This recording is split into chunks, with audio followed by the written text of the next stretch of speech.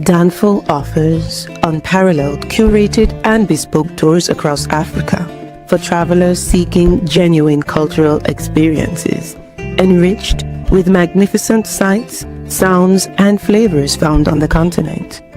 Each trip is reliably curated to ensure visitors are gifted with an immersive and authentic adventure. Whether you find yourself strolling along the charming white sand beaches of Sierra Leone, feasting on the mouth-watering delicious foods in Senegal, observing or partaking in various aspects of the Isheshi traditional system Ifa native to Yoruba land, Nigeria, with Danful, you will rediscover a fulfilling sense of kinship to the true heart of the motherland, her communities. Our core values focus on integrity, quality, safety, and sustainability. We are uniquely committed to assisting with the advancement of African infrastructure and promoting African businesses, so both travelers and the communities they visit receive beneficial exchanges. At Danful, we understand the importance of connectivity, and we have created a model which provides bespoke experiences based on your passions or hobbies.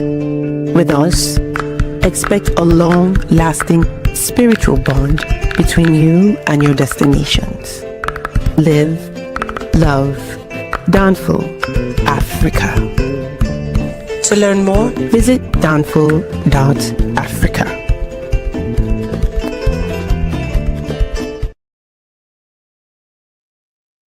Peace, family. We are live again from Dakar, Senegal. We're live again from Dakar, Senegal. Everyone, make sure you hit that like button, make sure you share, and make sure you subscribe. We're going to have a very interesting conversation this evening. Got a couple of announcements. We had a great day today. We went to Goree Island, which is home to the slave dungeons, but there's a lot to do, a lot of activities to partake in on Goree, outside of just visiting the slave dungeons. I would say that Senegal, when it comes to tourism, when it comes to countries in West Africa, they do a great job as far as just maintaining ease of, I would say, getting to and in the different tourist sites. I hate using the word tourist, but it is what it is. And there's a lot to see. I want to give a big shout out to Senegal and their tourism. Let's hear again, guys. Hit that like button, make sure you share, and make sure you subscribe. We are rolling to Nigeria. Nigeria is August 2nd to the 11th. If you're interested in joining us, please visit Danfo. That's Danfo. Africa. Again, please visit Danfo. That's Danfo. Africa to learn more. We're also going to Zanzibar and Kenya in September, and we're doing Ivory Coast, Ghana, and Sierra Leone in November. Then we're doing Benin in January for the Voodoo Festival. So once again, if you're interested in joining us, please visit Danfo. That's Danfo. Africa to learn more. We will love to host you on one of our mini excursions where we have a good time, eat good food, immerse ourselves into the culture, and really try as much as possible to integrate ourselves into, with the local communities. That's why I don't really like calling them tours. I mean, we do touristy stuff, but I like to call them more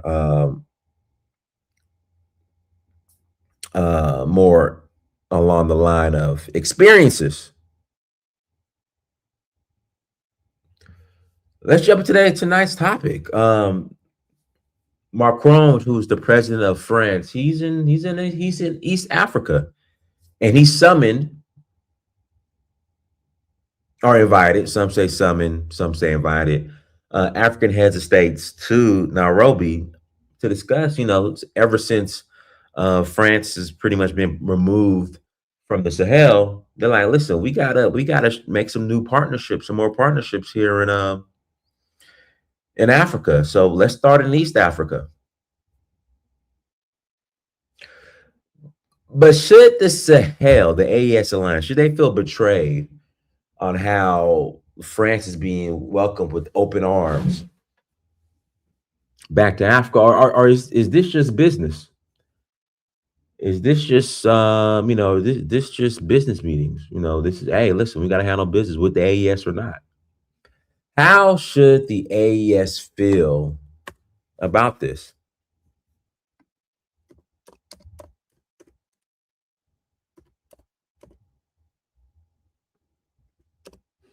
What do you guys thought? What do you guys thought? What do you guys think? Is it just business?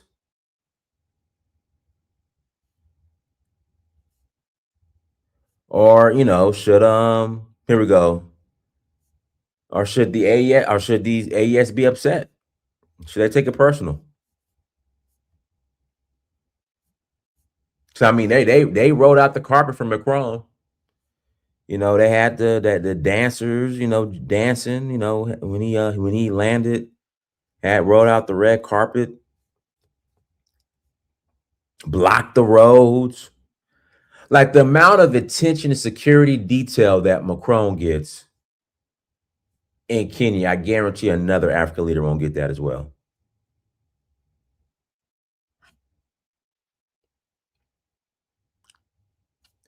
I know for a fact other African leaders don't get that much detail and security. And I mean, he's out here cooking food. Hold on, here we go. Running. Hold on, here we go.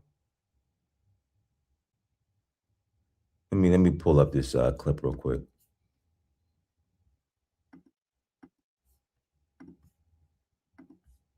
I mean, he's having a great time. You can feel your biceps working. Thank you, bro. Thank you, bro. If you want to. Pinch of salt.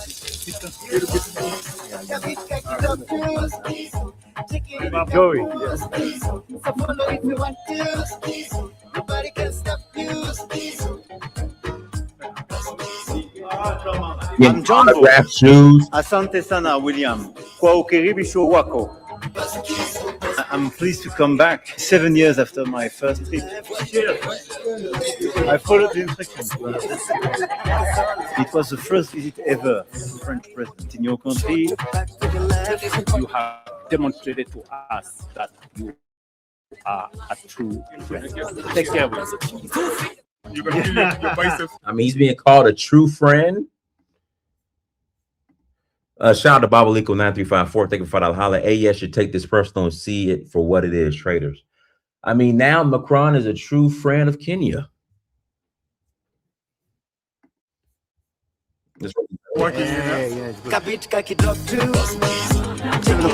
Thank you, bro. Thank you, bro. Follow if you want to.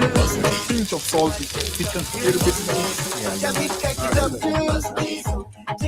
Joey. Follow if you want to. Nobody can stop you. I'm Jumbo. Asante sana, William. Kwa ukaribisho wako. I'm pleased to come back 7 years after my first trip. I followed the instructions. It was the first visit ever of a French president in your country. You have demonstrated to us that you are a true friend. Take care, William. You can feel your biceps working.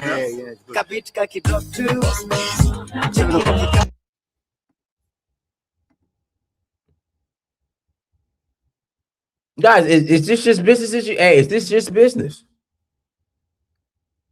Should we be upset? A brother, or in this case, brothers, got to do what they got to do.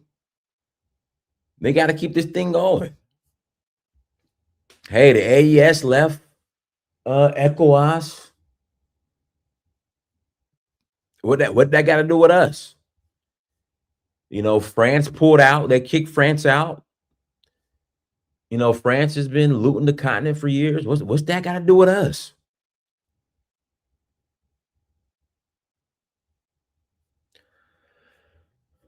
You know, should people be upset? Should people be protesting?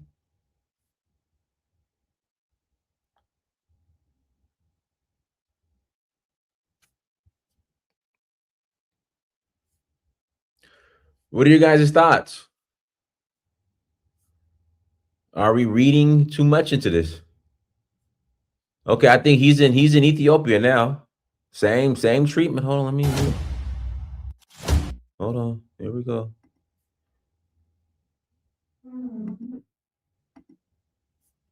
Now he's in Ethiopia.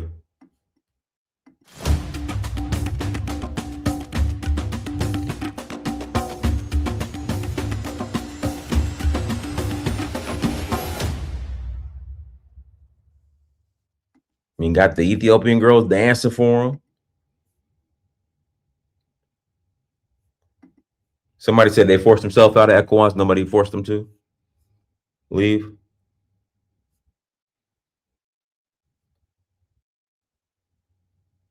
Uh-oh. Comme on dit en bon français, il y a un coup d'État au Mali.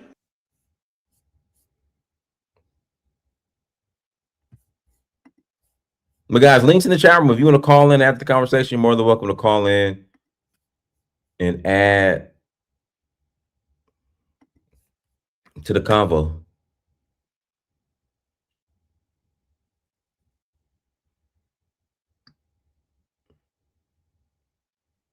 Guys, I just added the link to the chat room. If you want to call in and add to the conversation, you're more than welcome to call in and add to the convo.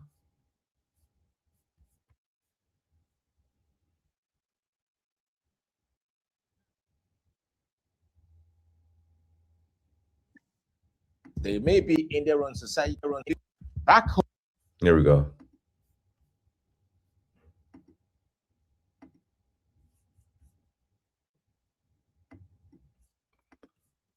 Home in France, Emmanuel Macron is mocked by his own people. But in Africa, he does what colonialists do. No matter how lowly placed they may be in their own society, they assume they are lords over Africans by default. This was on full display during his latest visit to Kenya. Macron was in Africa to conduct nothing more than a humiliation ritual, and everyone involved should bury their heads in shame. Let me show you 3 humiliating events from this tour. First, he visited an elementary school where children were made to gaze at him like some kind of hero. You know, sort of like when an American YouTuber shows up in Africa to mock you by sinking a borehole while children are lined up to cheer him on.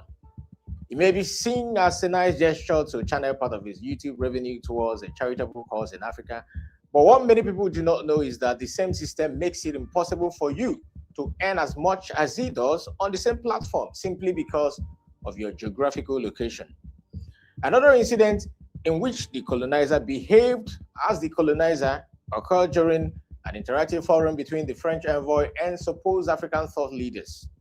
Macron stood up, interrupted the session, and scolded the African audience as if he were talking to children.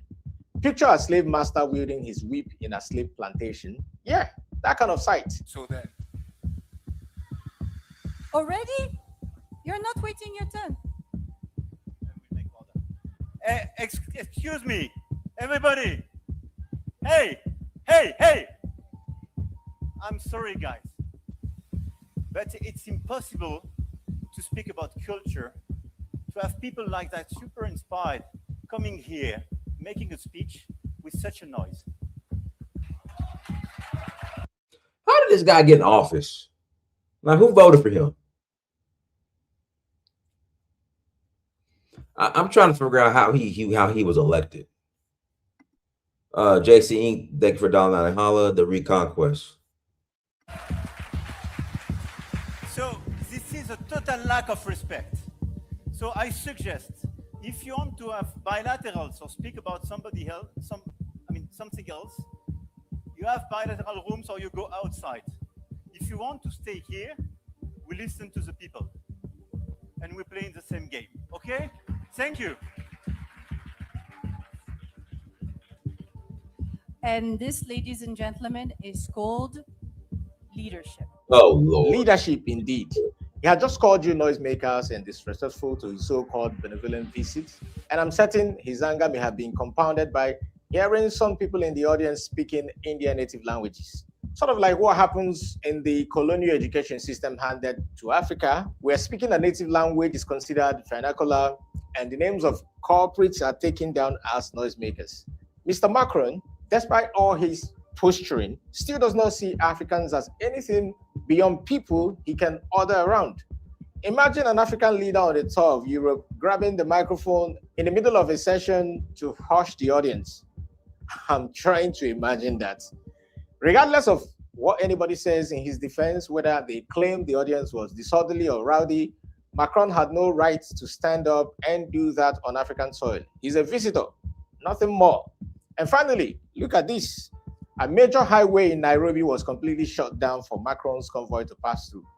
Streets inside the capital were also closed so Macron could jog. You know, kind of reminds you of this.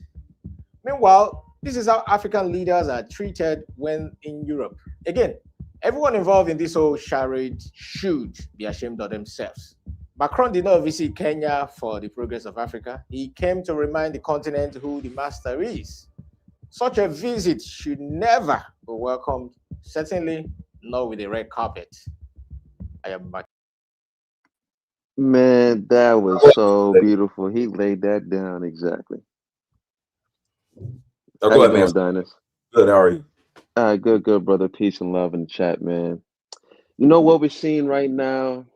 You know, it's like everyone has that one girl that gets around, and everyone know that one girl that gets around that's like a problem. That's like very grimy and a savage. And then you try to tell your boys, hey, listen, man, you got to be careful with this girl, man, because like, yo, she's very grimy.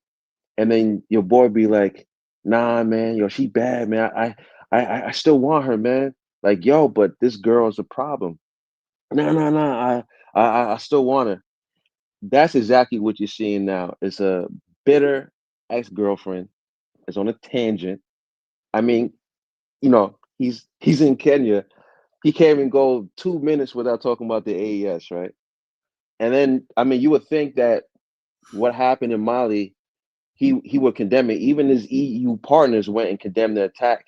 But nope, what did he have to do? He had to make it about himself. He had to talk about the French soldiers that got unalived.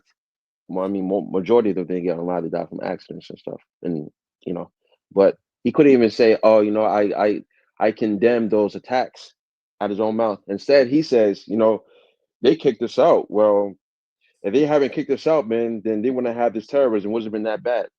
I mean, anyone can sit there and look. They had more terrorist attacks from 2012 all the way till Simi Goita's time compared to now. I mean, yes, they have attacks, but it's not as bad because right now their army is strong.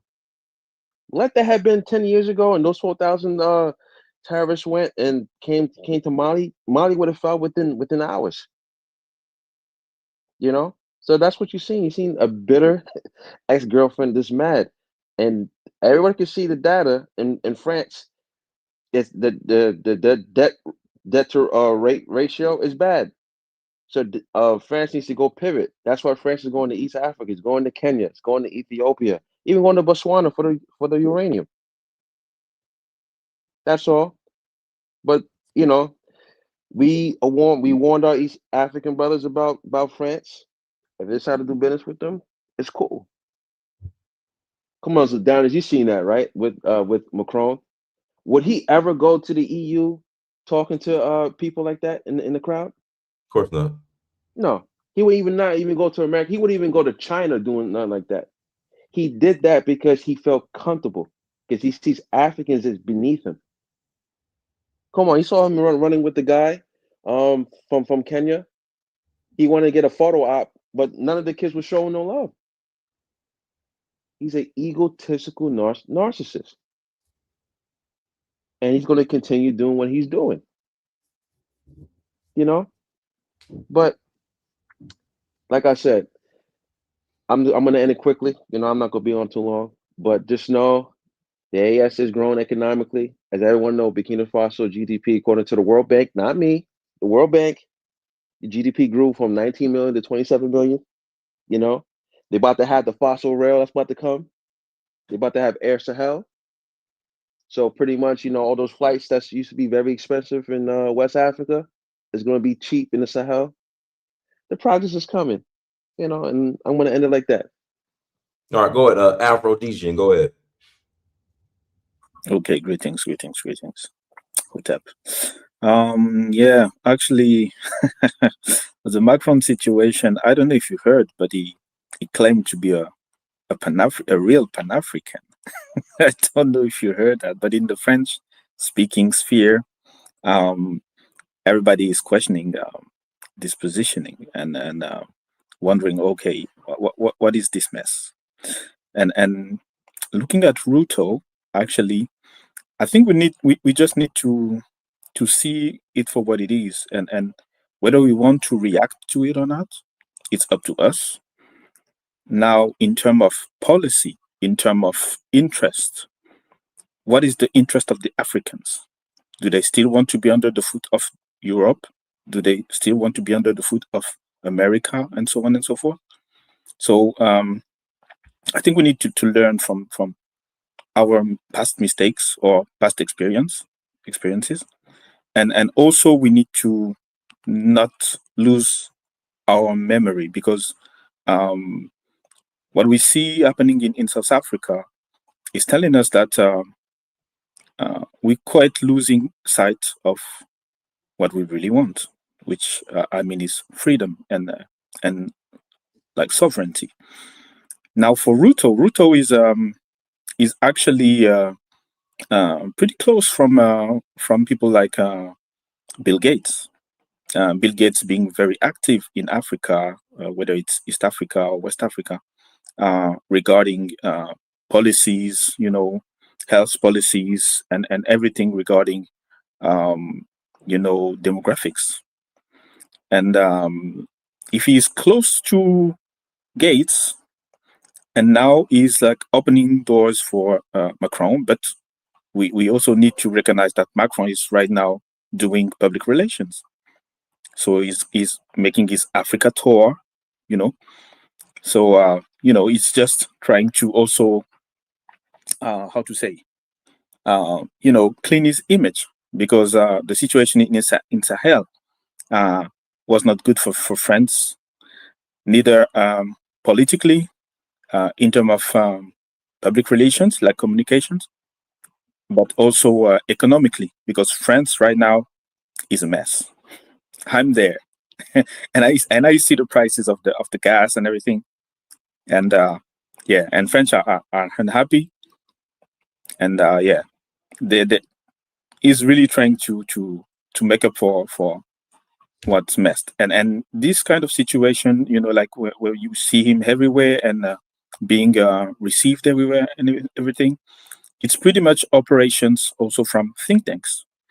There is a think tank called FMES, among others, and they've been and I invite people to go look for their page. It's a think tank with leaders in the military field. They're associated with military schools, French military schools, and things like that. So winning Africans' minds, winning Africans' hearts is also a war tactic. So we need to remember that. And regarding the AES, which is facing attacks from neighboring countries like Mauritania, Algeria, and also France and even Ukraine,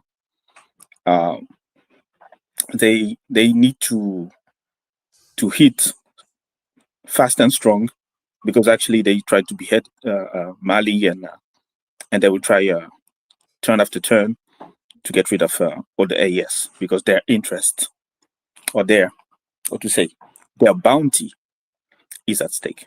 So it's going to be a hold for now. Go ahead, say James.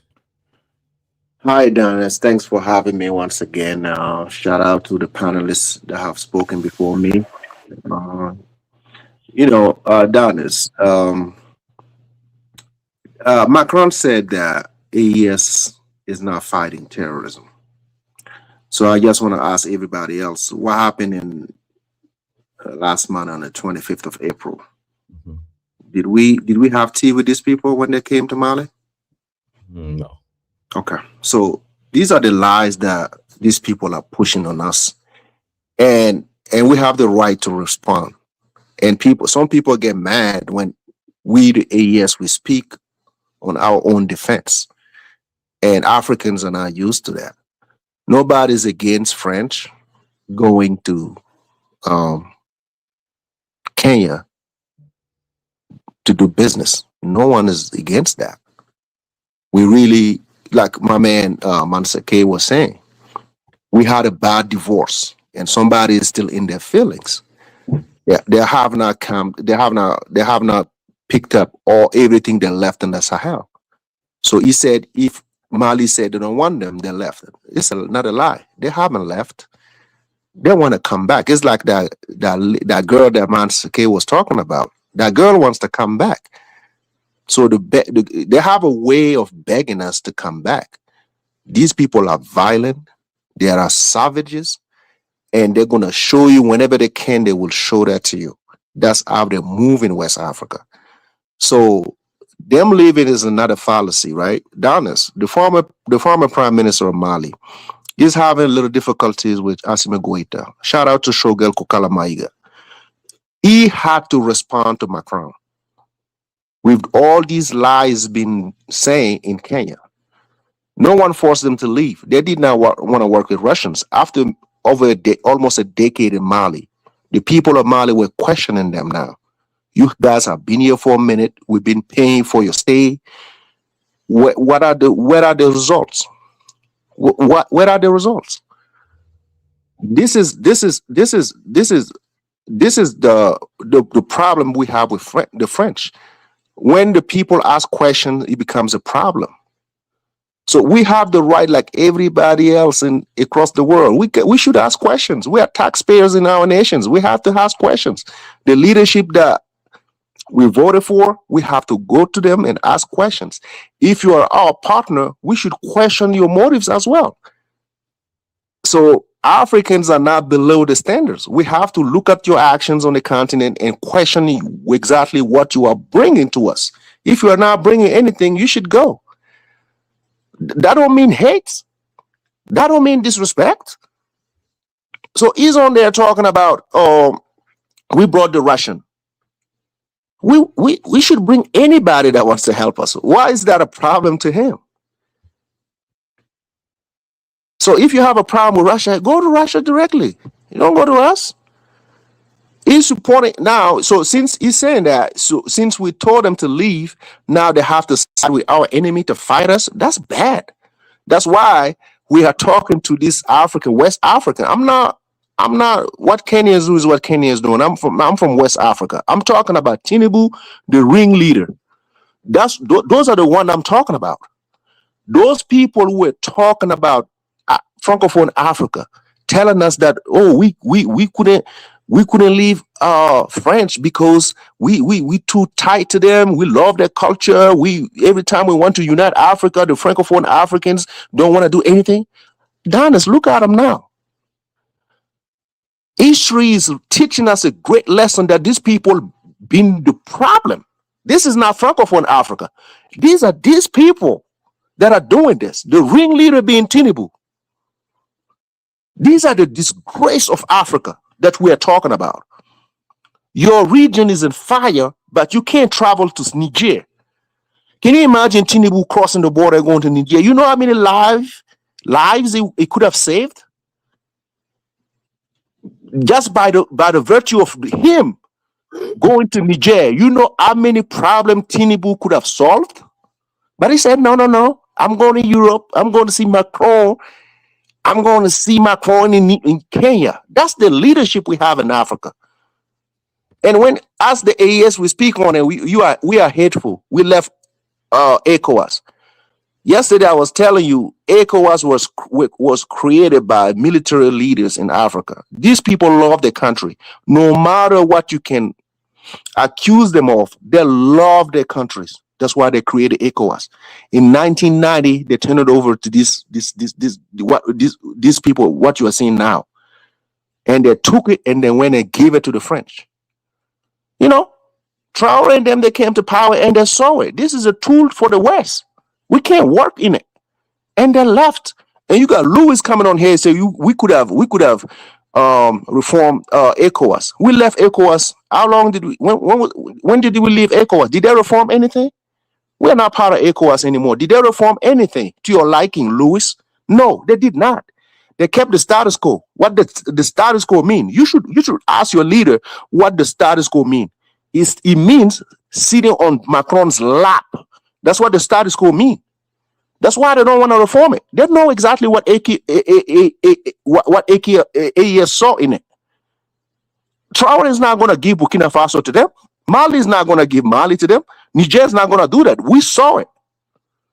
So what we're trying to do is going to take a long time. We're going to take the beating. We're going to take the disrespect. We're going to take everything that's going to come with us. But at the end of the day, we're going to look tall. And nobody's going to come in our region and make us feel inferior. We're going to look tall. When this is said and done, we will know exactly the sellout of West Africa. And we are on a mission. We're going to tell everybody in West Africa who are the sellout. Whether they don't want to hear it, we're going to tell them every occasion we get. We're going to tell them that, until things get better. Thank you. I'll go ahead, Africa. Yeah, greetings. I mean, St. James, well done. Good submission, man.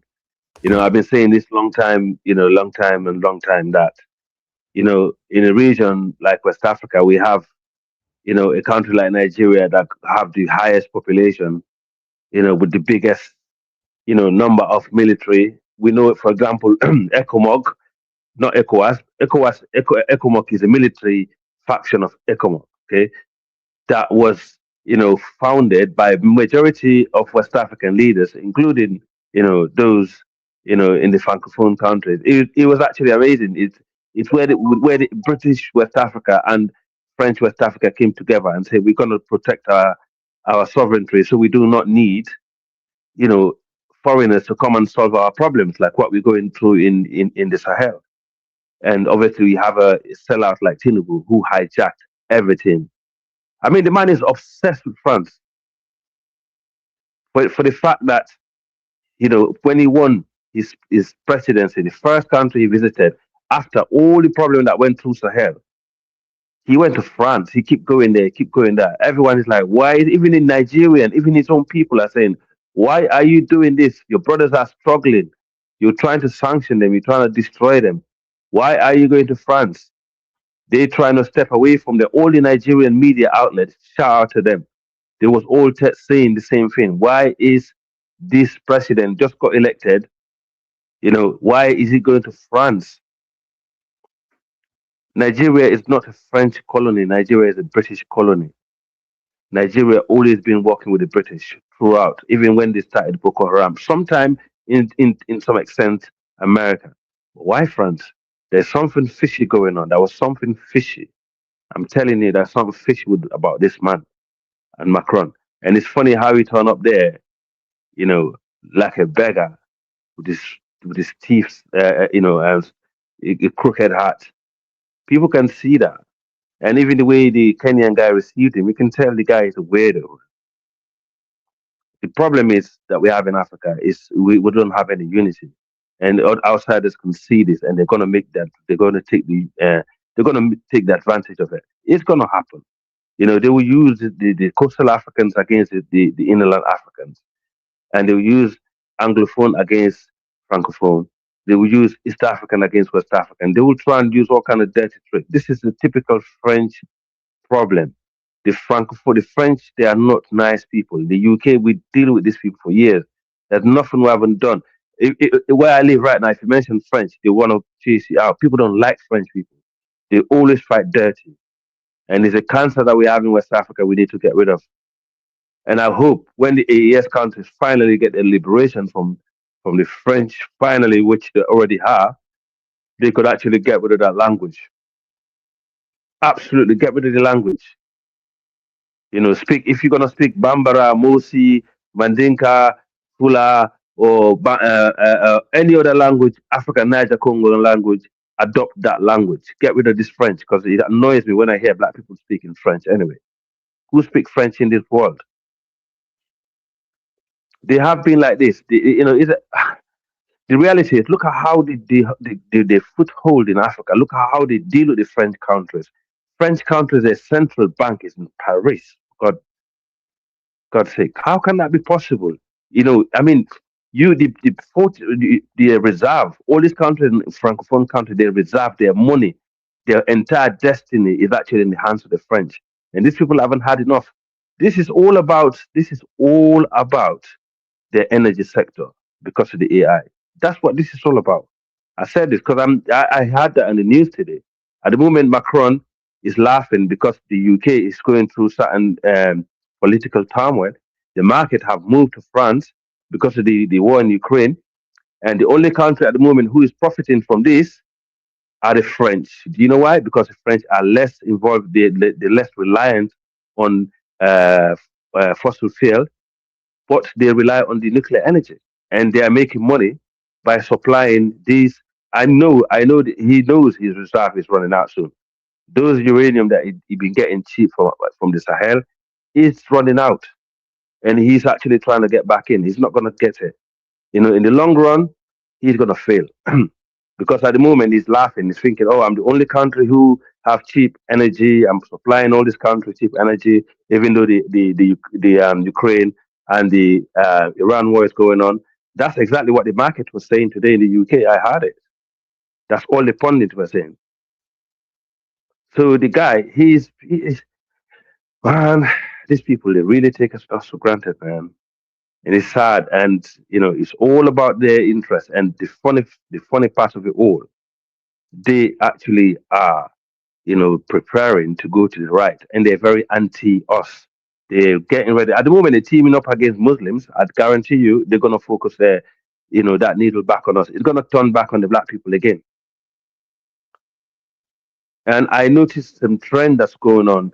They bring in few Africans in the right wing political arena to fool us, to make us look like we belong, because that's what they do. They bring few black people into their right wing agenda to make you feel like you fit in. And this is why I argue with people like Louis that come here, because I know some of his people that got involved in the politics in the UK have been totally disgraced.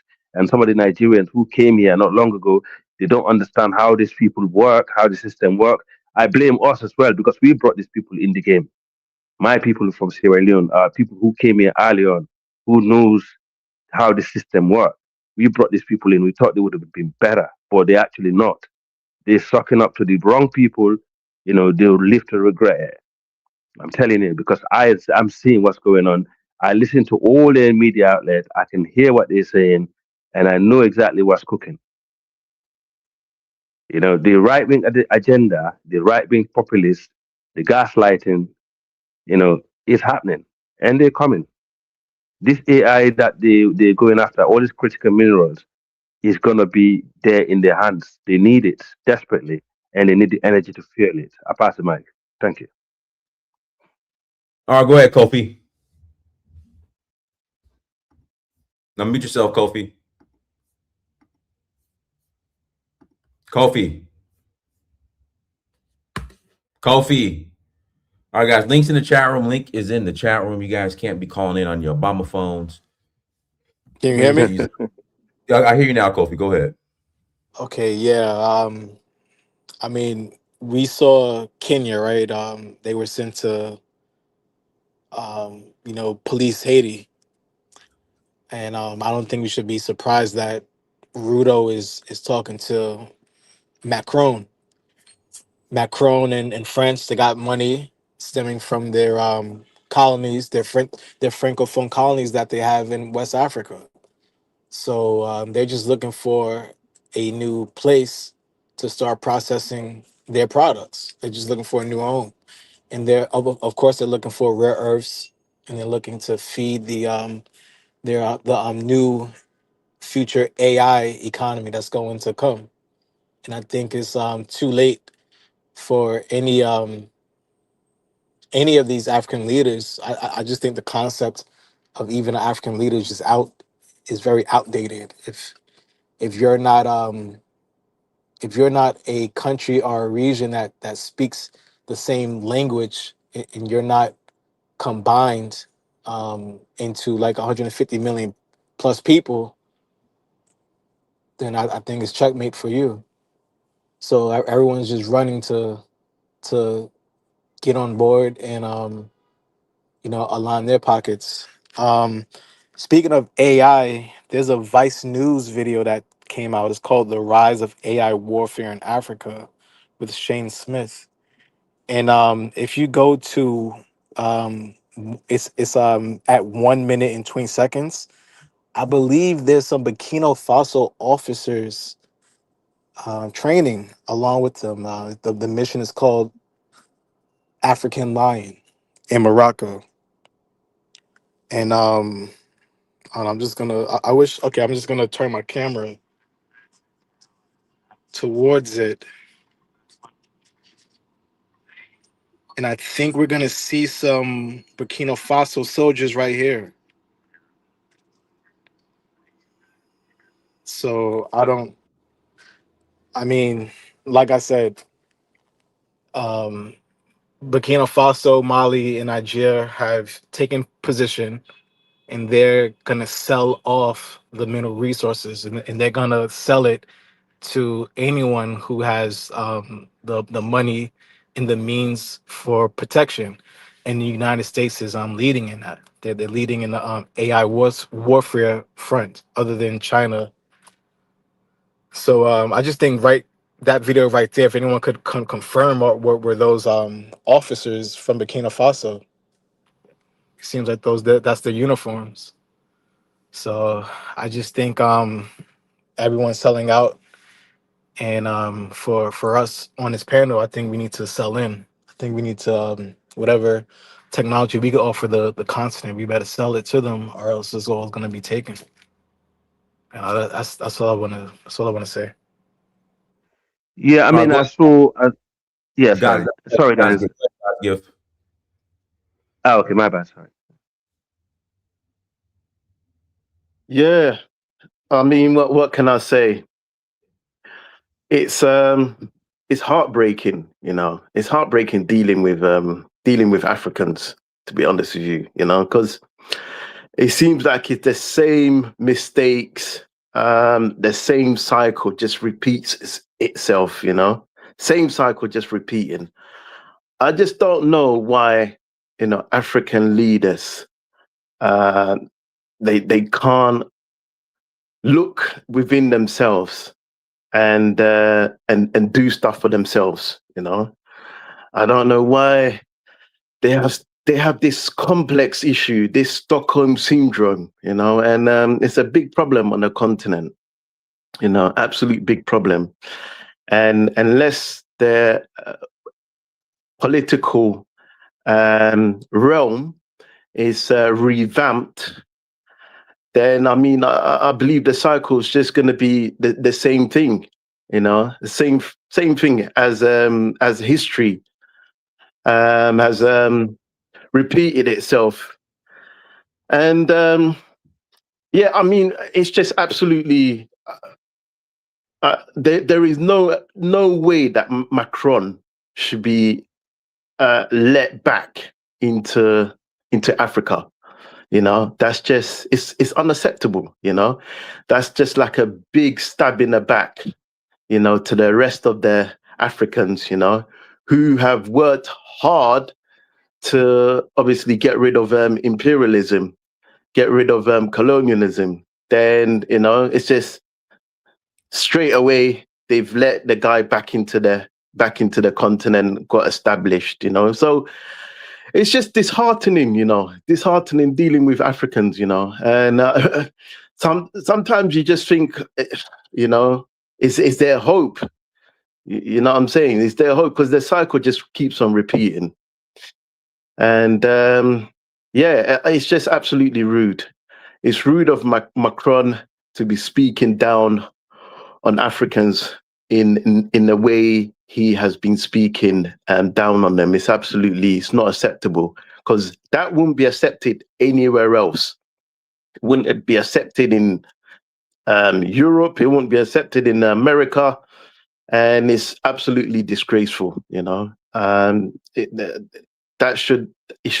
shouldn't be happening. It just shows that we've still got a long way to go, and there's still problems, still deep rooted problems which need to be fixed and brought to light. Anyway, I rest my case. All right, guys, hit the like button. Links in the chat room. If you want to call in and have the conversation, you're more than welcome to click on that link and add to the convo. Okay, done. As far as the condescending patterns, you can click on YouTube and Macron in Burkina Faso in 2017, and you will watch a video of Macron addressing our students in Burkina Faso while our president was in the room. Just watch how he addressed them. He embarrassed them in front of the student, embarrassed them in front of the country. We watched that. We were mad. We were disappointed, but what can you do? When you elect a popular leader, that's what you get. So since 2017, we've been knowing Macron. For us, it's 2017. So, so when we use these these experiences that we're trying to share with Africans, then we become the boogie, like the bad guys, right? We hate other country because Macron is bringing development, is bringing investment to their countries. Therefore, we hate it on them because they are more developed than us. That's what we get on YouTube, on the YouTube street and other places. It's that. And I'm telling you, if Macron, France, leave the Sahel alone, you will see Sahelian we wouldn't even speak about France. We don't even want to speak on them. We want the divorce to be completed all the way 100%. If that's the wish, they're the one holding on to it. You can listen to Pichiani, the president of Niger. They were trying to fuss about the uranium that was produced while they were still there. Based on the latest video that was put out, Tiani told them, okay, I do agree we produced the uranium when you were there. You had 70% of the shares. So technically that still goes back to you. So if you want to come grab that, we will let you have it. Or if you give us an address or whatever, we can send it to you. And we keep our 30%. Guess who's dragging their feet? France. And he's going to Kenya telling Kenyans that we told them to leave and they left. Of course they have not left. They have not. They're waiting for any opportunity to come through the window. That's their tactics. And they're using other African countries like Nigeria, Ghana, Ivory Coast, Benin to do it. So let's go. We're going to be vocal about it. I know some people's feelings is going to get hurt, but we're going to have to talk. That's their ways. So when Chiani is telling you that he doesn't trust Benin and somehow Nigeria is in the mix as well, you gotta have to agree with Chiani because they know what they're talking about. He predicted what was going to happen to Mali, and it happened. These people also have a certain kind of information that we cannot neglect. We have to listen to them. When Traore told you that, this thing was going to happen, it did. What Kamara got, they were trying to do that to Traore. That's what this guy was cooking in Togo. Our former president, that's what he was trying to do. Get his address, load a vehicle with bombs and blew his whole neighborhood. That's what they were trying to do to him. And he escaped that. Thanks God. So these people are not going to sit on here and think that France is now using them to get back to the Sahel. So you must be crazy not to think that. They are. And they're intentionally acting like Africans don't know about it. We know. Yeah. We know. I agree. And the thing is, Tiani is very close to those people in northern Nigeria. And Lodi is very close to the intelligence of Nigeria. He knows. I mean, he knows what's going on. And there's a lot of people who understand that. And in fact, we all know the reason why Tinubu did not able to do it is because of the people in northern Nigeria. They said, no, we're not going to allow you to bring foreign troops here to invade our own brothers, which is Niger Republic. We're not going to allow that. Otherwise, Tinubu would have done it because he's a sellout. And he started all this. Honestly, when I think about it, he started all this, to be honest. Because if he would have let that coup slide, all this drama wouldn't have happened. I mean, he only came to power. Okay, he had his previous, the guy who put him in power, who died, Buhari. Buhari witnessed a coup in Burkina Faso. He witnessed a coup in Guinea. I saw what's his name, Aliou Cisse, who is the head of ECOWAS. Buhari used to ask him to come in to the Afro Rock, right, like a briefing.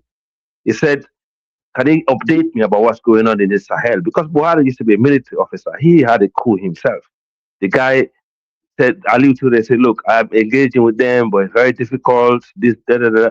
Buhari is like, "Okay, no problem. Take time. I understand." Buhari was so diplomatic with the ECOWAS guy, Aliou Cisse, who is still there. Like he's telling him, "I understand. These are young lads. I understand the situation they're going through. It's not easy." And he understands basically why they did it. And and Traore and this guy in Israel, they're very famous. It was very popular in the northern Nigeria internet space because I saw a lot of the House of Fulani. They love Traore. They're always talking about him in their own language and stuff like that because they like it. That's their sort of culture because they like this. We like this farmer ideology in West Africa. Buhari did not say, "Oh, let me go to." Buhari was very close to Trump. He did not say, "Oh, let me ask Trump to go and invade these guys or do stuff like that." He didn't. Why Tinubu think? Who does that man think he is? When his brothers are fighting for liberation, he can still feel the sentiment of the entire Francophone. This is not just Niger Republic or Burkina Faso or Mali. This is the entire Francophone. It was their own Arab Spring. They told this, we had this opportunity now for us to liberate ourselves from these people. Why did he think he can go against them? I don't know. What hold did the French and the American got over Tinubu? Where he feel like he have to listen to them. I don't know. It's very strange. It's a very strange one. At the moment, as we speak, the the Americans have they have military troops in Nigeria. They have them. They've been moving. The last time if I'm not mistaken, allegedly, they was in Kebbi State, and that's not far from the Niger Republic. And since they came into Nigeria, insecurity never ended. In fact, sometimes it got worse. The reality is we need to find a way. We need to find a way. We need to find a way around this. You can say you can. How do we find a way? You got someone like Lewis still bringing the past. We are dealing with the present, and we're trying to move to the future. And he's here bringing the past. How are you gonna do it? Because because of the direction that some of these countries have taken, right? Some Africans are very embarrassed by this, so therefore they have to go back to the past, right? So to to bring back this illusion that these countries were at fault. We are not at fault. If your country is attacked, you have to have a sovereignty first. If you can't have sovereignty, you can't have elections. And then all these people who want to press us to have elections know exactly what they want. The French know. They have like 10 candidates lined up, all sell out, waiting for the opportunity to come so they can become president and take our country back to the status quo. We know it. That's why someone just correct me. You're right. Okay, I'm not from Nigeria, but in Bauchi. Okay, so that's Okimut. Yeah, yes, exactly. So because I saw it, that's why I said allegedly. I saw it. They in Bauchi, and now if you look at the border of Bauchi, I don't know Nigeria that well, but I can guarantee you that's not far from the area where you call the Sahel. What are they doing there? And if you look, because the last time I was researching why the Americans went to that area, and I was looking at the amount of insecurity that area have compared to, for example, the middle belt of Nigeria or the northeast where Boko Haram is, you can't compare them. So why are they there? Why are they not engaged in fighting Boko Haram or in the middle belt if they came to Nigeria to help fight insecurity? Or why aren't they in Zamfara states? So I'm telling you, bro, that guy in Nigeria is all over this shit, bro. He's all over this shit. And that's the reason why we in West Africa, we don't like some southern Nigerians ruling Nigeria. We prefer the northerners ruling Nigeria. Because they created ECOWAS for a reason. Anytime they rule Nigeria, they look after the Sahel because they know the Sahel is very important for the entire West Africa. But those sellout people in the south, anytime they come to power, they get used. Yeah? They get used. They get used by the West. Why? Why do you like to sell your own brothers out all the time? Why? Is it because you're in the coast, you got colonized by them, and they give you some crumbs so you could be their housekeepers? Actually, Don't forget these brothers. Africa, just to let you know, Tinubu was elected by way of the North. Do you know that? It was the North that the Northerners put him there. Yeah, the Northerners put him. You cannot. That's what I'm saying. He doesn't represent for the South, does he? Really, what I've looked, the research that I've done, he doesn't really represent for the North, for the South. Sorry, he doesn't represent. He represents the Southwest. He's representing his own people. He doesn't. I don't want to go into. I don't want to go into tribalism, but he only represents his own people. That's not true. That's not true. Tinubu is more, I would say, he's more northern Muslim. Well, he's more northern than South by far. No, but what I'm trying to say is, he's got that northern link. Okay, I understand that because let me explain to you. He got put in there by the Northerners. Okay, the Northerners voted him in, and basically a lot of people say he did not even win the election, but remember the people in the North control most of the architecture, okay? And, because the North and the Southwest, they do have this kind of link when it comes to leadership in Nigeria. And they trust working with the Southwest more than the Southeast because of the Civil War. However, the people that he puts in certain places, since he's been in power, is mainly his people because he don't feel confident, having a lot of the Northerners surround certain sectors because he's not a comfortable guy as a president. You can tell. But however, he's seeking outside support a lot also because he's feeling paranoid, like the North is going to take him out because he had attempted failed coup. The reality is, yes, he does. He does have a northern. Is culturally more in the north. That's true because he's a Muslim Yoruba. The more Yoruba Muslims are very inclined with the Northerners, especially with the Fulanis, because they they have some kind of relationship. That's a fact because of religion, and they have some level of trust. But the reality is, you can say what you like about the Northerners, but the Northerners, or you can say the Fulanis are sellout, or the Hausa, or the Kanuris, and this and that. But the last time I checked, it was the Northerners, who created ECOWAS. It was the Northerners who were providing military support to the Niger Republic. Buhari, when he was in power, he used to give the Niger Republic military equipment to help them fight the jihadists. That's why Niger was the safest country among the three in the AES. And Nigerians were cursing him and said, Buhari is not even Nigerian, he's from Niger Republic, he's spending Nigerian taxpayers' money, giving it to Niger. All the propaganda that they make up, yeah? And then obviously my man is like, okay, fine. I know for a fact if your neighbor is not comfortable, that's going to come into you. So that's what he's been doing because he was Yusufu who was in power. But we got to deal with what's going on now in northern Nigeria. Yeah, that's true. Yeah, that's I mean, true. Yeah, that's got to be dealt with. But we got he's what's going on now in northern Nigeria and in the Sahel. I mean, yeah, but it's Diners. The Northern Nigerian problem is got to be dealt with, 100%, no doubt, no sympathy. What's going on in Sahel need to be dealt with, no sympathy. But how can they deal with this when these people are complicit in it? How can they do it? That's a question. Silence. All right. Actually, that's a leadership problem. That's a leadership problem, and that proves Thank you. that proves, once again that Mhm. when you look at the AES leaders, actually, whether it's Traore, Assimi, Goita, or Otiani, actually, that when you want something, you can do something, but it's a choice in terms of leadership.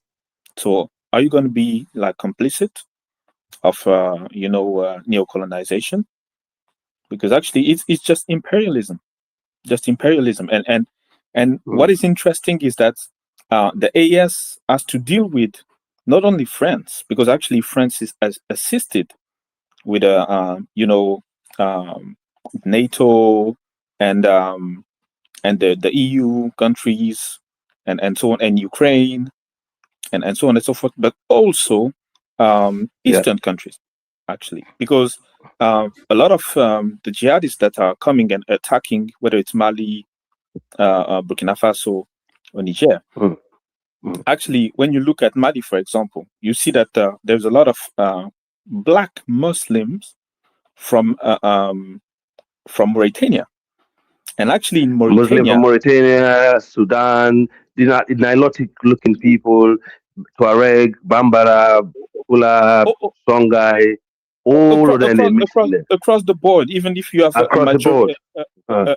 even if you have a dominance among Fulani and Tuaregs somehow, but and actually when you see the decision making, you see they decide to defend, they decide to get rid of France, they decide to actually cut ties, and if France make a move like, you can't fly towards France or whatever, they respond.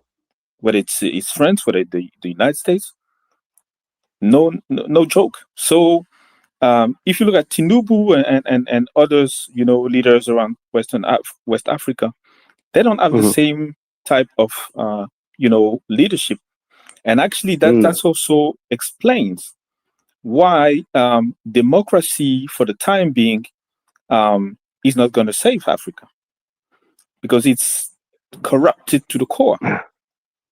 Whether we talk about go ahead. No, I mean, you're making some point. Sometimes democracy, have held us back. We need to find what system works for us. That's what we need to do. But we did have a system in West Africa, which is two systems we had before the white man, which is Mansa and Farmer. I narrated that long time ago, so many times on here. We know what we do. This what we're going through in the Sahel is nothing new. But the only thing that's new about this is is the people who are involved in it this time. Is what new about it. We always have managed to put this back. Guys, let me pass the mic. We got people waiting. Go ahead, Kunta. No problem. Okay. Hey, Dennis, how you doing, bro? Good. Yeah, how you enjoying your trip in Senegal? You good? It's going great. It's beautiful. All is well. Yeah, that's nice. Good to see you having a great time. Greetings to everybody else on the panel. Let me start by addressing the fact that the reason why there's this uncanny bromance between Tinubu and Macron is not just, some people might see it as a new colonial ploy, or the fact that Tinubu is just a puppet or a ass. This doesn't negate any of that. But you got to understand that Macron's footprint in Nigeria is deeper than him just being the voice or being the spokesperson for France. In 2001, when Macron was still like in his early 20s, in his youth, he actually interned at the French consulate in Lagos, Nigeria, I think the French embassy. And at that point in time, Tinubu was the governor of that very same Lagos state. And that was where like they first built a relationship and then familiarized with each other. And as you know, fortune we have it, 2 decades down the line, both of them became the respective presidents of their countries. So it is not out of the ordinary to imagine that they continued from that initial relationship they cultivated back in Lagos, Nigeria in the early 2000s up until now. So that's why it is not out of the ordinary that any slight headache or any little trip Tinubu wants to make, he goes straight to France because the relationship already exists. And that in itself plays directly into whatever geopolitical chess game that the French are playing, especially with the Sahel. With that said, let's not let's not mix up our misinformation. As far as Tinubu is concerned, and as a Nigerian that I am, I'm not really a fan of Tinubu whatsoever, but I would say that part of the reason why things has escalated to uncontrollable levels in the Sahel was because he refused to act. Let's not distort the information here. Tinubu did not even plan to invade the Sahel after the coup that happened in Niger. As a matter of fact, it was the Nigerian Senate themselves that gave that express order and stopped him from sending troops over there. And that was a very That's grave exactly what mistake. I said. No, you were Yeah. making it look like he opposed or like he is trying to No, I antagonize said or the Northerners refused. The Northerners refused it wasn't the him. Northerners that refused. It wasn't the Well, it's the Northerners. Senate. The Senate. The Northern It was governors, the right? The Nigerian people. Senate. It was the Nigerian Yeah. Senate. The Senate consists of every single representative across the But country, majority including is the from the north. Southerners. The head of the Senate is actually from the South. The head of the Senate was actually from the South. So they prohibited him That expressly. doesn't matter. It depends on the numbers of people who voted. It's not who had the Senate. It depends on the It's amount of about. people who I'm just voted, right? telling you that. I'm Is that just how it telling you that. works? Okay. Listen, Africa. I'm just telling you that at the end of the day, it was the Senate that actually barred him, and it was a very grave mistake. That's the reason why when something similar happened in Benin Republic, we wasted no time. The coup attempts that happened to Patrice Talon in Benin Republic, we didn't even have to deliberate or dilly-dally about it. We invaded straight away and we stopped the coup plot. Why? Because we can't afford a situation where both our northern and western neighbors are currently being ruled by juntas. That in itself will affect the kind of relationship and geopolitical games that we are playing with our neighbors. Because Cameroon is already dealing with its own stuff, Chad is already gone, Niger is dealing with its own stuff as well, and then Benin Republic. So Nigeria is completely surrounded by countries that are actively dealing with destabilization. We can't allow that to happen. That's why I didn't make that same mistake. And for all intents and purposes, I must also make it known that even when Niger was going through a fuel scarcity situation and all, they came to Nigeria literally begging, and we still sold petroleum. We still sold to them at a discount. They didn't because you are currently being ruled by a military junta, we are not going to trade with you. Tinubu, for all Tinubu hasn't made any efforts. You were right when you said Buhari was still trying to be diplomatic, trying to play the ethnic games, trying to play the religion game, trying to pacify and see how they could remedy the situation. But Tinubu doesn't give a shit. Excuse my language. Tinubu doesn't care about the Sahel at all. He only cares about his relationship with France and maintaining their relationship. Thank you. So the topic at hand, and this is where I land. As far as Ruto is concerned, we need to understand that Kenyans are like some of the most bipolar people I've ever met. No disrespect to the Kenyans of the world. Because on one hand, these people have such a revolutionary history when it comes to opposing white supremacy and colonization. We talk about the Mama uprising, or even something as recently as the back-to-back Gen Z protest, the Ruto must go protest. But in the same vein, I don't know if it's the same group of Kenyans, but these are the same people who held a memorial service for Charlie Kirk when he passed away. And these are the same people who are rolling out the drums and the red carpet for Macron and trying to treat him like a demigod. So it's very, very befuddling when you consider it. And let's not forget that Ruto himself, for all intents and purposes, is nothing but a Western puppet. So, I don't know why we are being surprised. And I don't think the Sahel, the leaders of the juntas in the Sahel, I don't think they care any bit about Ruto. Why you keep calling them junta? They don't have names for you?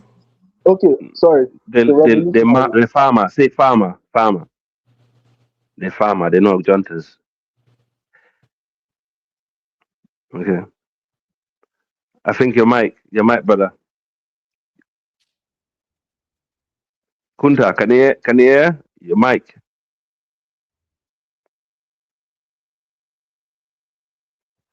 I think it's gone. Yeah, let me pass the mic to let's see here, Kunta, Kiddo. Go ahead, Kidola. Okay, Unmute yourself. thank you. Yeah, thank you, Dennis. I've been listening to everybody, and you see, uh, uh, France is not friend to nobody. Not because he was in Nigeria, French embassy in Nigeria. The French have been playing this game for a very long time. They be kind of like having soft power in Nigeria, even before this Burkina Faso, Mali, and Niger problem. You know, France have been looking for a way to destabilize Nigeria, and come the right time with Boko Haram. Boko Haram actually will never really be formed as an aggressive group. It was Obasanjo who actually made them become very aggressive. You know, Boko Haram Right. was like, yeah, the guy that was into Boko Haram was called Yusuf. He was really against corruption, and his focus was against these northern governors. He thought that when they were building the houses with gated fence and everything, while their people are suffering. Those people, the same northern people, some of those leaders there, some of those governors, the one that because Yusuf could gather thousands of crowd, you know, and Basajo, you know, take him out for nothing, just bring him out. Those stupid policemen, they just waste him up. That's come about the aggressive ones.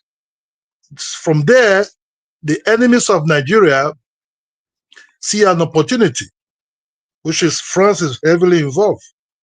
Because even if it destabilizes Nigeria, Nigeria have no more focus to let's settle this, let's settle that with other countries. You know, and Nigeria actually will never really be built to interfere really to neighboring countries. You know, Niger, Chad is a family member of northern Nigerians. You can never take that away from them. Some of them have relatives, great grandfathers that came from these territories. You know, they do business together. You know, people you know, that place actually, it was Obama who actually created this problem. Because if Obama did take off Gaddafi, Mali would not have been where Mali is today. You know, the Burkina Faso would not have been where Burkina Faso is today. You know, and Niger. It was, you know, the one that called the Son of Africa. You know, I never really see that guy as Son of Africa, actually, because he don't really visit his family. He used them as, you see, this is what this is what I see a lot in American society. They will come and say, man, I will be with you. I love you. I will save you. You're my family. They will then use you. They will dump you. You know, that's what Obama did to that family in Kenya. He came, he sang the music. What did he do? He ran to Ghana. As, oh, Ghana have never helped nobody. Ghana have never come to contribute Ghana have even contribute no soldier to fight these terrorists in Nigeria. It was Niger, Mali, some part of Cameroonians, and other ones, Guinea. But I mean, You know, when they at formed what that point? ECOWAS to fight, when they formed that group to fight these terrorists, Ghana did contribute no single troop. No single troop there. You know, because this is the way they operate, silently, pretending, and say you out. You know? So what I say here is you don't do this. I don't believe in democracy. I enjoy military rule in Nigeria like something else. When those military leaders were ruling, from Molita Mohammed, Obasanjo came in once, then after that, the Buhari, Bacha, I tell those things. We don't really want to travel at that time. Our currency was stable. We get job in magazine. Our life was, everything was in Nigeria. Right. You know, but with Kidela, this civilian, I don't mean to cut you off. Since you were under a military leadership, right? Because some people are trying to confuse others. Although they had their weakness, didn't you feel proud under the leadership? Didn't you make you proud as a Nigerian? That's what he's saying. He said he was proud to be Nigerian. I like military regime. With military regime, we will be fed in school, right? We will be fed in school. We will be given all kind of things. You know, our parents were receiving salary monthly. We were having my father, people supply. My father put a Burkina supply of bread and everything. We were rich. You know, we were rich. That does make you You an know, I was living the international life. target, though. But when anytime these civilians came to power, because they are as corrupt as hell, they're ready to Britain to bank this money. You know, we don't have insecurity. You can, when it's hot in Nigeria, you can sleep by the corridor of by the front of your house. We just put a form there by the porch. You sleep there till day break. Thieves only thief goat, chicken. But not by this one, they kidnap people at home, on the street. Things have never actually happened before. And let me tell you one thing, right? It was not the Fulani that came with kidnap. Kidnap came from the Igbos, who went to South America to be doing that nonsense there. That's how they introduced kidnapping into Nigeria. Those useless boys that went there and came back. They start kidnapping their own people, demanding for ransom. It was later part that this thing had become, you know, due to insecurity and all these corrupt leaders, they will give them money. During Jonathan, do you know how much a pastor steal? A pastor in South Africa? You know, democracy in Africa is a scam. It does not actually exist. You know, compared to when Abacha was in power. You know when Abacha was in power? You mess up, within 3 days, it will figure you out. We have people, we have secret service that drive old looking cars, but the engine is something else. We'll be surrounded with security, everybody's living well. But what do they give to us now? You know, what do they give to us? We don't know what we are anymore. Nobody's safe. You know, but all these things you're seeing, you know, Fulani, it's not a Fulani. They are indigenous people who are taking advantage of their territory. That Benue problem you're seeing is being done by their own people who want to occupy big lands to mine gold, to mine all kind of things. You know, but they will be behind the whole this atrocity. That they will point to some figures that, you know, it's complicated because of this democracy of thing, my brother. It now become, we now have what we call unseen warlords. You don't see them, but they're all there. You know, the thing that the Northerners even rule Nigeria well. They rule us well, no tax. We're paying less tax, but this will happen. You know, I always say this panel, I'm pro-North. Bring pro-North. Some of these billionaires in Nigeria, the Northerners made a billionaire. This so-called autosopty of Igbo land. All these men be made by the Northerners. You know, the South is a disgrace. They pick the money, they run to abroad, to US, to London, to buy mansions there. They forget about their people. That's just the truth. One day we will come back. And when we come back, not everything that goes up will surely come down. You know, one day, it's just one day. We pray. This will come back again. Only I pity this generation that didn't enjoy Nigeria. Some of these children that are 60 years, 70 years. For my age time, Nigeria was everything. Kidola, we're going to speak up, you know, until people understand, you know, the problems in the Sahel. So people are going to get in their feelings and understand. Some Nigerians are going to get mad. Some Ghanaians are going to get mad. Ivorian and Benin. But we don't care as we speak Ghana right now. cannot go mad for nothing. Ghana can never go mad for nothing. Ghana have never contributed no troops to fight in Africa. Let's just be honest. Ghana have never contributed no damn fucking troops. They have no investment in no African country. Depending on who they're working with, if they get the right drones, they don't need soldiers. Like, that's one of the big misconceptions forget about. this thing, my brother. Forget about Ghana. I agree. Ghana is just push them off. In Liberia, they didn't contribute no troops. They just come there and say peacekeeping and set some do off. They never fight no war, but they use their mouth to talk nonsense and everything. Let's just be honest. This way we have some people are talking very big with microphone, but they don't have soldiers to put on the ground. Thank you, bro. Thank you, Ola. You know, the truth always lasts, you know. That's the only thing that sets you free. May God bless you, Ola. How do Africans get rid of this democracy stuff? How do we get rid of democracy on the continent? One second before we answer that, I would just like to say one quick word because Dinah asked a question about Macron, And I think it's important to answer this question. He said, who did put Macron in power? And actually, I came up to answer that question. Actually, it's somebody called Jacques Attali, which was a former, consul and a minister in France from small hat origin, and also the Rothschild, because he used to be a banker, actually, for the Rothschild. So it's important that to understand that there is a relationship between imperialism, capitalism, and colonialism, just like Nkrumah actually alarmed. Actually, he really tried to warn African countries of the danger ahead, and basically Africa shouldn't be as it is if the proposition of Nkrumah and other Pan-Africans were pretty much followed, because actually the head of the African Union was not supposed to be in Ethiopia. I think it was supposed to be in Cameroon or in Congo, like somewhere Zaire. like that. So Yeah.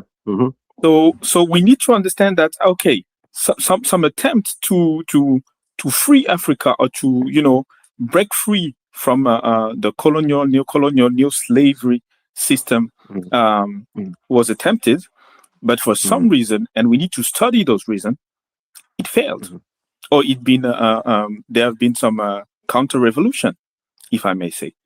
So I will just let you Because of the CIA. keep on those questions. Like, how do we get rid of this democracy stuff?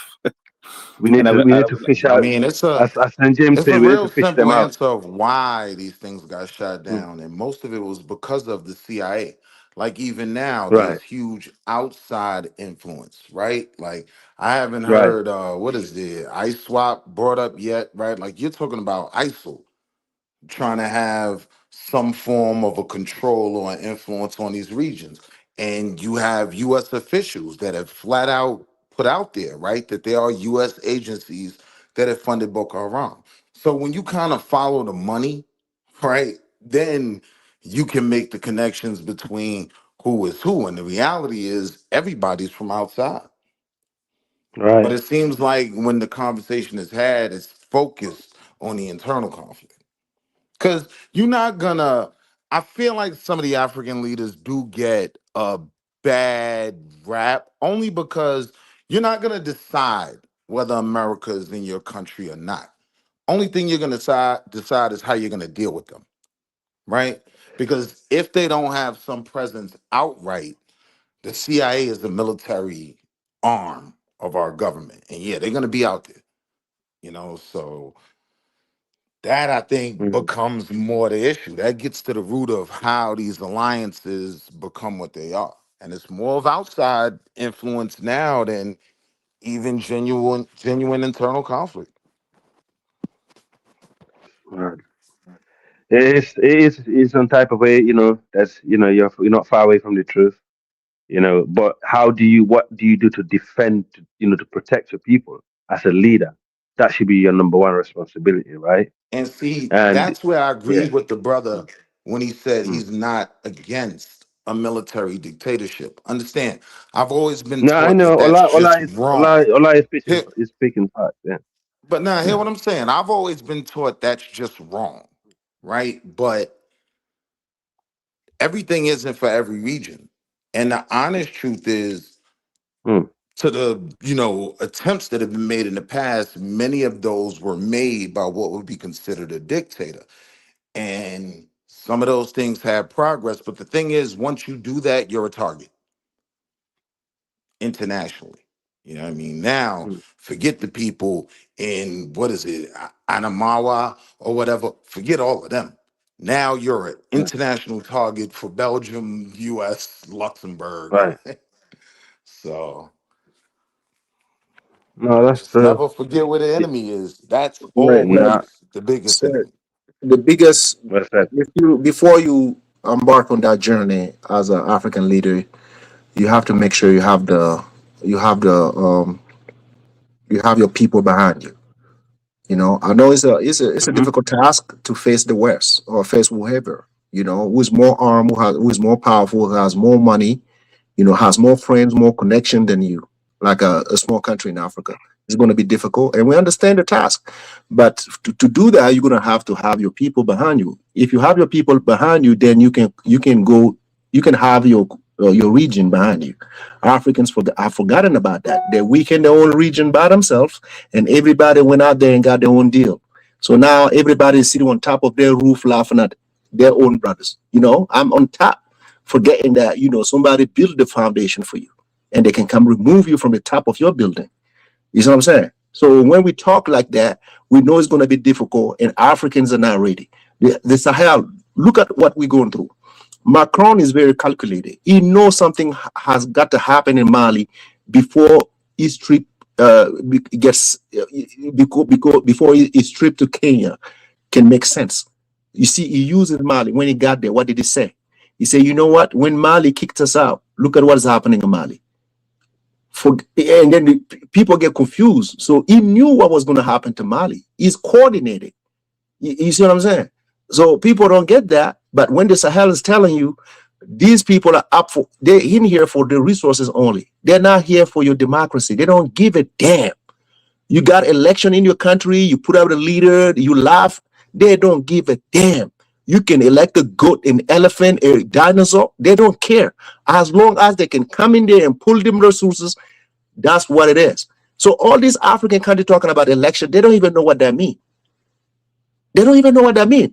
We can do democracy, yes, but it has to be based on our own vision. If it's not based on your own vision, then you're going to have nothing. This is how you get Tinubu, like what my brother was saying. Tinubu doesn't care. Tinubu knows if the white people, all these people that made him powerful, leave him, he's not going to be president of Nigeria. He knows that. So that's why he has to take his raggedy behind at 74 years old, go listen to a 47-year-old kid who has a like a half woman, half man walking with him. We don't know. Why are you doing this? And you allow him to disrespect. Now here's President. the only thing though. Well, That's one of the very few benefits, right, of democracy. Like one of the main ones is someone doesn't necessarily get to just stay there forever, right? And that's what kind of comes along with a military rulership, which I don't necessarily disagree with. I'm just saying these are some of the problems and complexities of it. So I agree, some new form of governing that actually caters to the people there and they can balance out the conflicts and the benefits does need to be created and can be created, but the hard part is always going to be that outside influence. okay, they're not going to create that. As long as the French. So everybody know. I know Donis is. I know a lot of people are not surprised that French is that powerful, right? But Tunaja was trying to go a different route yesterday. That's why we didn't agree with him. Like I go back to when they were disrespecting Francophone Africa. That France is a little country, and they don't understand why we kept the French with us. We didn't want to split with them. You understand? And we made it clear to them exactly what France was about. Now you can see a big country like Nigeria can't even do it without French. Countries like Ghana, they can't do it without the French. Country, look at them. So we were proven to be right. We were proven to be right all along, but they refused to listen. They did refuse to listen. Now you see the mess they're in. The economy relied on Nigeria, France. We're talking about the Sahel. I come from Burkina Faso. We've been taking our resources from the French for a very long. This started before even Traore came to power. They couldn't even get into our gold mine. They couldn't get in. No French company is operating in Burkina Faso. Zero. We were trying to do that. When Traore took power, he made clear that anybody that comes to the country has to do business the right way. These people don't want to do business the right way. That's why we have problem with them. They don't. They never will. And when we say that, people get mad. I want to live in my country where I control everything. How about that? What's wrong with that? Nothing. What is wrong with that? Why do you want to come in people's place and control their resources and control everything? Why should we allow that? there becomes the economic issue, right? Because they're still using like currency tied to the franc, right? So up to So now, some of the, this. Do you know the first one of the first European, one of the first outside African, leader that actually spoken about this was the Meloni, the Italian prime minister, the woman. He said Macron was actually calling her racist, xenophobic, um, far right. I think if you want, I'll send you the link. I'll find it somewhere on the internet. She said to Macron, "How dare you?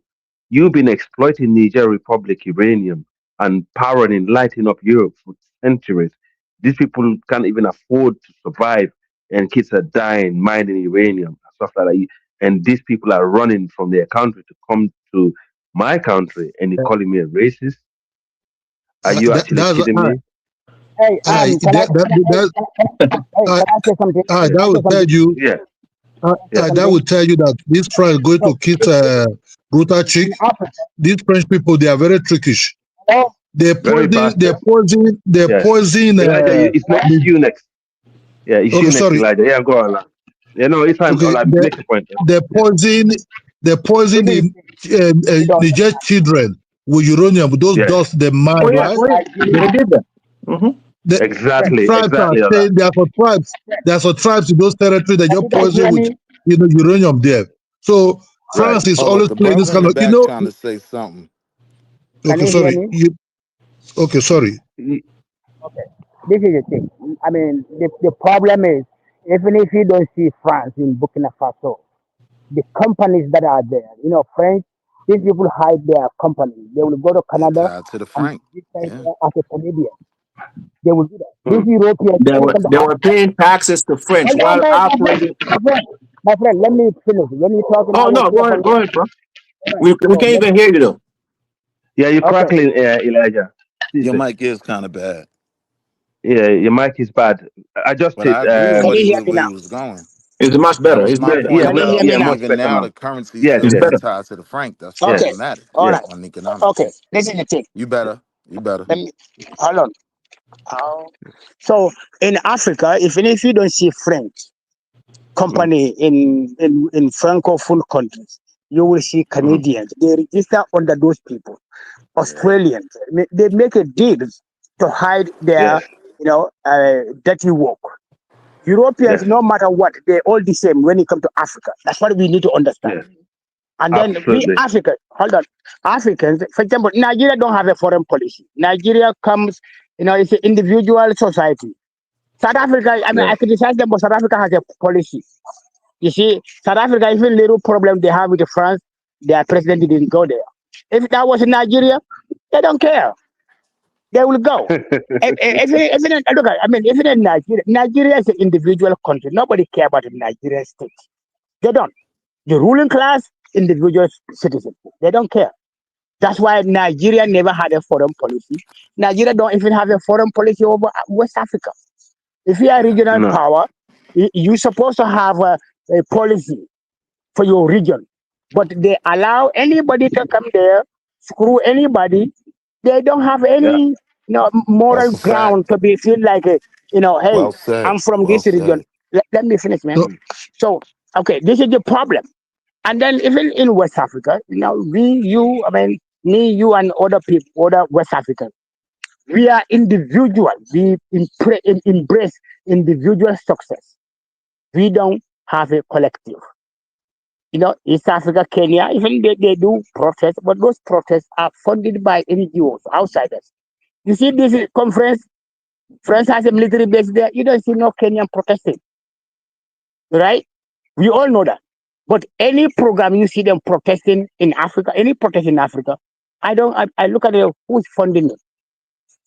It's very difficult to organize Africa. You know, even like Mm-hmm. I was a member of SUP. The SUP, the main base is in Ghana. I try to promote it on social media for free. I'm not a Ghanaian, but you can't get Africans on Twitter to join. No, if or let's say for example, I was telling even the people on the ground in Ghana, I told them, hey, look, let's put a woman in the front, a beautiful woman. African men will come. They'll donate. Or I mean, the only thing Africans you can organize them. You put a white man face We all can criticize the DCYT, but our mind is connected with them. We can't organize anything, nothing. SUP is in pretty much over 40 countries in Africa. But anybody I talk to on TikTok, oh, I never hear SUP. I bet they hear it, but they just jump on it. They don't, because they don't want to contribute nothing. So they want other people to build. They go there and dance there. That's the Africa. Even like the reason why Macron can go to Africa, all these leaders will fly there. But if you tell them, let's go have a African Union conference, right? Even African Union summit, only few leaders jump there because they feel like, oh, I'm not gonna get no money there. But if it's France, Japan calling them, they all show up because they think, oh, maybe I'm gonna get something in my pocket. It's the same way the individual Africans. I don't blame African leaders for all these problems. We, the citizens, are the problem. If we have a bigger organization, pressure group in every state, most of the things that are happening is not going to happen. We can hold a big pressure process. That will be a pressure group. And that's what we need. But you can't. So people who are talking, they're just talking for the entertainment. And that's how I see Africans. Africans are entertainment. It's just like you see, like a French government, Macron insulted them in Kenya. When the black man was talking to them, they all making noise. When the white man comes, they all, it's the same game. Even on TikTok, go to African platform, you see them, how they talk on the platform. They talk over each other. Everybody thinks it's expert. Nobody want to listen to nothing. They don't join nothing. So what do you think, who's going to come and change Africa for you? Nobody. And I believe if one of these Sahel states fail, Africa will be colonized. The border will be drawn. If you big state, Nigeria, they will break up on Nigeria. Nigeria will be more violent. Nigeria, the little development you have is going to disappear. The influence, Nigeria is supposed to have more influence in West Africa, but they don't. They don't have influence. That's true. Look, my brother, Nigeria, let me just tell you this truth about Nigeria were actually never really, you see, French, before all these things, French was even using Cameroon against us. Yes, I remember. Let me just tell you the truth. Abacha, the Babangida, and all those guys in Diagbon and even Shagari time, the French were using Cameroon against us. At the time, Cameroon was even, they kill our soldiers even, that would make purpose to send mobile police because we just thought they're not big enough to send the military at that time. But Nigeria never really built. The Hausas, the people that rule Nigeria, but they never really built Nigeria foreign policy to go or start dominating other countries or something like that. They were more interested in forming a union so that they can have what called, development. You understand me? That will even happen to why Nigerian military and Sierra Leone military, they were very, very close. You know what I mean? They were changing transport, helicopters, and and other things. If you have to check like country like Burkina Faso was far more pro, even Pan-Africa, at that time. Sankara once accused about Sankara, even that Liberia problem. Sankara wanted Nigeria to intervene in time. Ask Babangida, if your hands are not in this thing, why don't you punch this Liberia problem in time? You understand me? Yes. Babangida would say, no, I don't know how to go there. So for them, don't say I came to invade. Sankara was really, pissed off that Nigeria couldn't do nothing. As he left Nigeria, that's when Kapara just take him out. He was Sankara was pushing a lot. So is this like up to today, bro? A lot of Nigerians are doing business in Burkina Faso. You see this destabilization that Obama brought. They were running cars from Nigeria to Burkina Faso to sell goods and stay there. Burkina Faso never chase the Nigerians out.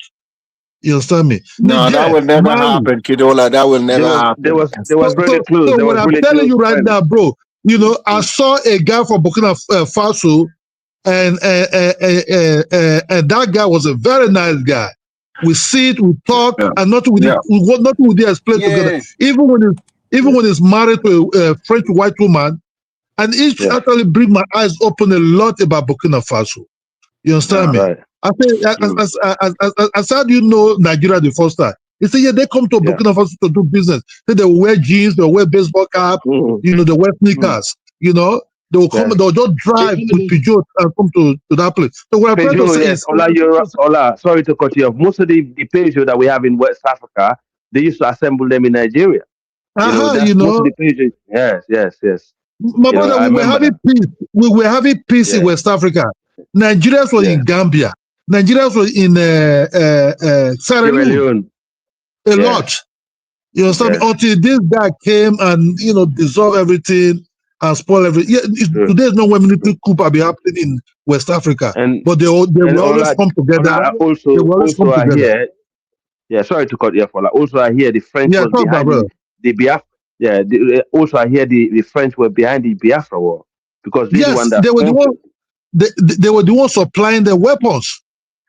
See, that's why when Mulita Mohammed came. That's why when Mulita Mohammed came to power, he cut that ties up. You understand me? That is Mulita Mohammed that really formed ECOWAS, saying no, we have to form to be together. And you have to understand, there's a connection all the way, even all the way from Nigeria to Burkina Faso. To a West lot of Africa. connections are there. St. James yesterday. In the West Africa, my brother. My brother, if you come to Nigeria International Airport, you will see things. Where you from? Sudan. Where you from? Mali. Where you from?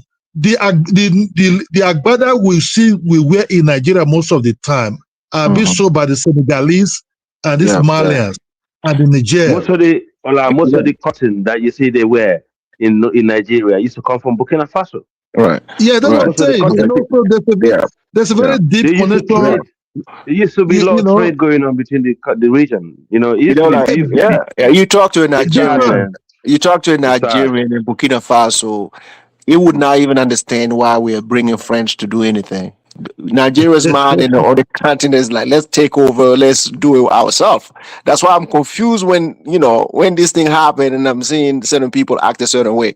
Nigerians are, straightforward, cut to the BS and let's get to it. That's the mindset that I like, and I need that. We really need to get back to that for the region. My brother, if you come to Nigeria, Sakara, most of us have pictures with Sakara, Thomas Sakara in our houses, If you come to Nigeria, we have Sakara pictures and everything. Because the guy was very straight, the guy was good looking, tough. They came to, do you know he rejected Babangida Mercedes Benz? Oh yeah, that Mercedes Benz. That he rejected it when Nigeria tried Mercedes Benz to all of them. He rejected it. Nah, he went and got a small vehicle for his ministry, and people were like, Kidola, "You were mad, bro." I watched a lot of documentary about the guy. You're right. Haters gonna hate. I watched documentary about him when he went to Nigeria. And few stuff about him. You are 100% spot on. He rejected the car gift. He rejected the car gift. He was blaming Babangida for not intervening in the Liberian time. No one in his government was flying first class. He stopped. We got the people, Kidola. Back then, we had people who love their countries, love their people. And they put the sovereignty first. That's what Africans don't understand. Put that first. Everything else will come easy to you. But people just want to take the shortcuts, to the west. JJ Rollins to use, JJ Rollins play game also. They use it to flag up, at that time. Man, can we allow new people to speak, man? I have to agree with you. New people to speak? Democracy, let him finish quick, then he can come in. Democracy is the biggest scam. Democracy is the biggest scam that's been put onto Africans. It never has worked. I've always said that we need to go back to our original ancestral systems that we were using before. Because democracy is just a way for the imperialists to gain access to to certain materials and gain control of our systems. It's too much bureaucracy. It's too much bureaucracy. We can't get stuff done on the continent. A simple thing like building a bridge to a next country or building a road to a next country, because of democracy, it can't be, it can't be done because it's too much bureaucracy, and All right, we need to get rid of that. We got some people waiting, so let me pass the mic. Super African, go ahead, and after that's Reverend Green. Yes, Diners, how you doing? Everybody, how y'all doing? Yeah, we're good. Shout out to the AES, man. Shout out to the real AES supporters, man. The real ones from day one, like me. Shout out to, and then everybody else, man. But we there. Yeah, because a lot of people just keep calling France. This is not just about just only France, man. This is the entire European nations against Africa. Let's be honest with ourselves, man. Let's be honest with ourselves. It's just that France has a bigger pie in the West Africa, because when you speak of the European Union, you have to attach yourself with France, because in the economy, Germany is number one. After Germany is France. So the head of it is France. It's very important. So if you weaken France, you'll weaken the entire European Union. Let's be honest with ourselves now. So, the continent of Africa, you're not just going against France. You're going against the entire Europeans. That's just how it is. That's just how it is, man. People, let's not sleep on the British people now as well. Let's not sleep on them. No. I said this before, right? Macron mentioned Ghana. They have a secure package deal, right? Macron said it, not me. The president of France said it, right? When I was saying be very, very careful with the Ghanaian government, right? And he mentioned Togo. He mentioned Nigeria as well. No, so that means that Macron has a partnership with these countries. To what? To sabotage the AES. I mean, you understand me, right? Macron is a Pan-Africanist. Macron is a Pan-Africanist.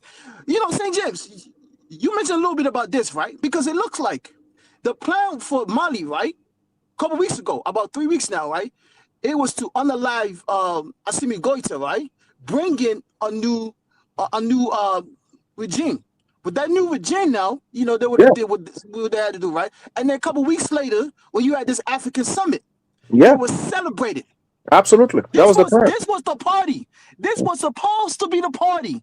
This was supposed to be how you celebrate, you got your wife, you know what I'm saying? You got your beautiful wife and all that, celebrating all that. You go to a vacation or whatever, or you got a great job or something. This was supposed to be a great celebration, but they felt.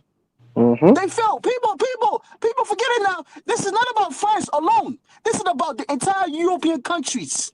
The entire European countries do not want these countries to succeed because the European nations benefit of African countries. Resource. So please, let's not just forget about the other big cats, especially like the British. Let's not forget about these people now. Let's not forget about these people. So this plan was supposed to be a celebration, but it wasn't. So now all he's doing is just empty talk. A 48-year-old man could talk to African nations like that, like they're little boys and little girls. Look how pitiful it is, man. A 48-year-old man could talk to an 82-year-old man like that. Because you know why? They put them there. This is not about Macron. Macron could leave. The next president of France is going to have the same agenda. It's just like the Catholic Church. When you replace the Pope, the ideology is still the same thing. It's going to be still the same thing. Just like how when you're going to have a new prime minister in England, the ideology is still going to be the same thing. Because you know why? They all came together to separate Russia. They lost that. So now energy in England, in what do you call it? In the European nations, is 10 times more difficult now compared to it was. If they should have never came together to go after Russia, to separate Russia, energy should have never been expensive. Now you look at what happened in Niger as well, when they cut them off uranium. So the France economy is desperate. France used to sell energy to other European nations as well. So these countries are desperate. They are desperate. They will do anything to make sure these three countries does not succeed. How can we wake up as black people to realize the game, what it is? The game is what it is. It's all about energy. It's all about resource. How can I take your resource to benefit my generations? My generation, that's all it is. So how can we stop these people to prosper our people back home to make sure that we're on top of this world where we're supposed to be? Because these people, they're not going to stop. They're going to have people like us. They're going to have all type of, some people to make sure these men and these women do not succeed at all. Because if they do succeed, it's the blueprint. It is the blueprint. I don't care what nobody says. The AES is the blueprint. If the AES collapse, we done for the next 50 years. So if you're somebody that's like in your 40s, you're gonna be in your probably like what 80s or late 70s. You're gonna see that. Oh my God, we had it, but we failed. Somebody betrayed these people. So I do not care. It's not just France. You are dealing with the entire European Union. You are dealing with England as well. Because remember when they came to Ghana, right? When they signed the defense package, what they attached it to? The European Union. Because they knew if they were attached it to France, it would have been more alarm. But then Macron slipped the bill and says, you know what? Slipped the T and said, we signed a defense package with Ghana. He said France, specifically France, with Ghana as well. And they mentioned all those other two countries. Benin, I wasn't even surprised about it. Benin was already there, just like Ivory Coast. But Nigeria, I understand because Nigeria is just corrupt because they allow anybody to just do what they want because that's just how it is. The elites have the property in the West. The elites have the banks in the West. So whenever the West wants something, they're gonna say, okay, well, sorry, sir, just do what you want. But you look at these three countries, right? You look at the ministers, the presidents, the higher people. They don't have properties. They don't have accounts in the West. So the West really can't touch them because at the end of the day, your first love is your home. So if you have big amount of money in Western countries, you have houses there. Your kids go there. You have all type of property. You shop there. You go to hospital there as well. So when the West come to pressure you, you're going to surrender. That's what Nigeria did to the AES. And then Tinubu, you already know. But at the end of the day, I don't care who was the president doing at that time, because Nigeria, let's be honest with ourselves, they would have folded. They would have folded. They would have folded. Because when the West wants something, if your elites are attached to the West, they're going to get what they want. But please, let's not forget, this is not just only about France now. This is not only about France, because they do come together to come after us. They do come together to come after us, man. Please, let's not forget it. Man, I know for sure the AES is the blueprint. But this party right here, it didn't happen the way it was supposed to. It didn't. It was like a food that you eat and you had extra too much salt on it. It tastes a little bit good, but just that salt, that salt was just too much in it. Because you know why? I see me going to survive. And we push him out farther. But I don't care what nobody says, man. The AES is the blueprint. Why are people so attached to this word democracy? Why? Democracy only truly means if you are better your people. If you're not better in your people's life, prosper-wise, when it comes to anything you're supposed to do as a leader, that's not democracy. That's not democracy, man. Let's be honest. These leaders sat there and allowed some 48-year-old man talk to them as their little childs. Yes, sir. Yes, sir. Yes, ma'am. Can you imagine that? Can you imagine that, man? But at the end of the day, these men and these women, they are only protecting what gave them power. The West gave them power. That's why they're doing it. Because you know why? If they took power in their own, there's no need for them to sit there and allow some young guy talk to them as if they child. If I put you there, if I give you power, I'm going to talk to you how I want to because you know I'm the one that help you to get power. I said it before. I remember the Secretary of State over there, Anthony Blinken, went to Abuja and did a presentation and told Nigerians, vote for Tinubu. Tinubu, this is how you're supposed to vote for Tinubu. What do you expect for Tinubu? What do you expect for Tinubu? Tinubu is just closer to William Ruto. Because anything the West wanted, William Ruto gave it to them. Tinubu is very similar. Very similar. The Ghana will be just like, Kenya. I keep saying Ghana will be the version of Kenya in West Africa. Eventually, it's going to be like that. But I got a question, right? Why do black folks in America, right, constantly, majority of them, the country that they attend to, the country that they try to invest with, right, in my opinion, is usually countries that are so close to the West, like Kenya. Look at William Ruto, man. My God, William Ruto. And then you're talking about Ghana as well to a certain extent, right? So you're trying to escape what the white man have done in America, but then you go to a country where the white man dictate almost anything. That's what sometimes I don't understand. But I'm gonna end it like this, man. I keep saying, AES for life. I do not care. All these presidents, they're not about their people. That's not democracy, because democracy means, are you betting your people's life?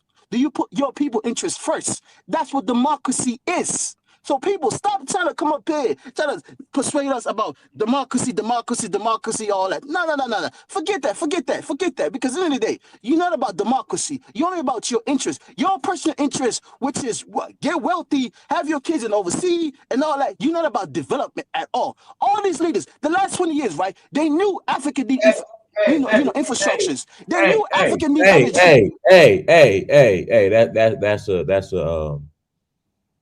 That's a terror. No, I never said the N-word. Yes, you did. No. Trust me. If I did, I would have come on and said. You said the N-word. You said the N-word. Then say that. Trust me. Ask Yeah, anybody up here. Ask anybody up here. You said the N-word. That's a terror. That's a terror. I don't use that word, man. That's a terror. You said the N-word. All right, I gotta go back and play and confirm. I'm shocked if I did, but I gotta go back and play and confirm. No, because I don't use that vocab. I'm telling you, I don't use that vocab. Trust me, man. It's been like 6 years. I took like the way I used to talk, I changed it so many times, man. The last 8 years now. I'm telling you, I don't use that word, man. I barely listen to hip hop music. I barely, because there's nothing good that come out of it, in my view. But I'm gonna go back and play. If I did, I'm gonna pay the turf. Trust me, I got you.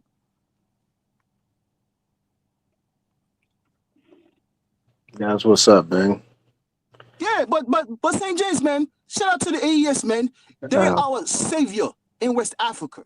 Right. I do not care. It's not just France. It's the entire European countries. Yeah. Look what Boris Johnson was like. Oh, what did Boris Johnson did? He forced Zelensky to fight Russia because they wanted to split Russia into 4. Why? Because of energy. They wanted Russian energy the way they wanted to. That's why energy in the European countries are 10 times high, because they lost that battle. That's exactly what it was. That man he just mentioned right now. Let me shut up. Go ahead. You know that man he mentioned. That man. Sorry to interrupt. That man he mentioned, Boris Johnson. He just mentioned right now. He's one of the most dangerous men that ever ruled any country in Europe. Very dangerous guy. Africa.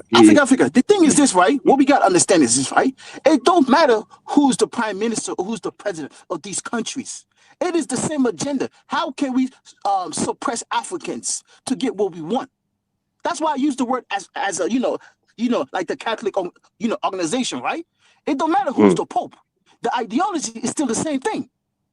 Because at the end of the day, it's all about how can we extract wealth from African countries the cheapest as possible. How can we take raw material as much as possible? That's what this game is all about. So when the average black person can realize this thing and say, okay, well, we have to protect our people, because if we don't, we'll be forever go be behind. That's all this about. Yeah, I mean, we need to build our own market, and the reality is what Cece was saying earlier. Before he went, I was with him because I know exactly how this corporation work. Multinational corporations switch colors all the time. They had to get rid of, and that's exactly what the British did. The British did not stay in their colonies. They just made a deal with these countries, like saying, look, we're not gonna control your destiny. You control it, but we're gonna control your minds. You can control yourself. Okay. No. I won't go that far. No. If I pick your president, I'm still controlling your destiny. If No, I but I'm trying to if say, I subjugate your listen, energy, no, listen. no, hold on, I hold on, got you, hold on, hold on, I got you. I don't want to hold go. on. I don't want to If I'm go.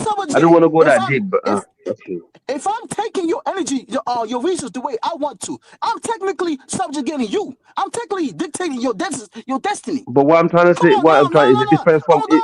Don't try to no. Don't try to put it as if one is like a sweet sugar and then the other one is like a salty No, but you medicine. you Don't didn't try to even put let it me like make that. my point. It's You're the already same trying to shut me agenda. up. Let's be honest, man. It is the same agenda, man. It is the same agenda because But I because did. because in Did I Africa, say otherwise? because Did in I say Africa, right, otherwise? you I going just against said. corporations. Oh, God. If you replace Joe Boyson, you put somebody else, right? It is the same. It is the same agenda. It is the continuation. Come on now, don't try to act like No, but what I'm if the trying to British say, people get God, bam, another bam. president, Sometimes you gotta who let do you me think make my fund these point. people? Then, but you didn't No, let go me ahead, go ahead, make go my ahead. point. No, Then you just. go ahead. Thank you. Go There ahead. is a different style. That's what I'm I don't saying. mean to cut you off, but I'm just trying to inform you that Macron peoples is here. They're here, man. Macron peoples are here. Shout out to President Macron of France. Oh God, The man God. in White Castle, man. Make us laugh, man. Make us laugh, man. Oh, the man in White Castle. Let me say something real quick, right? Man, So how James, about your president?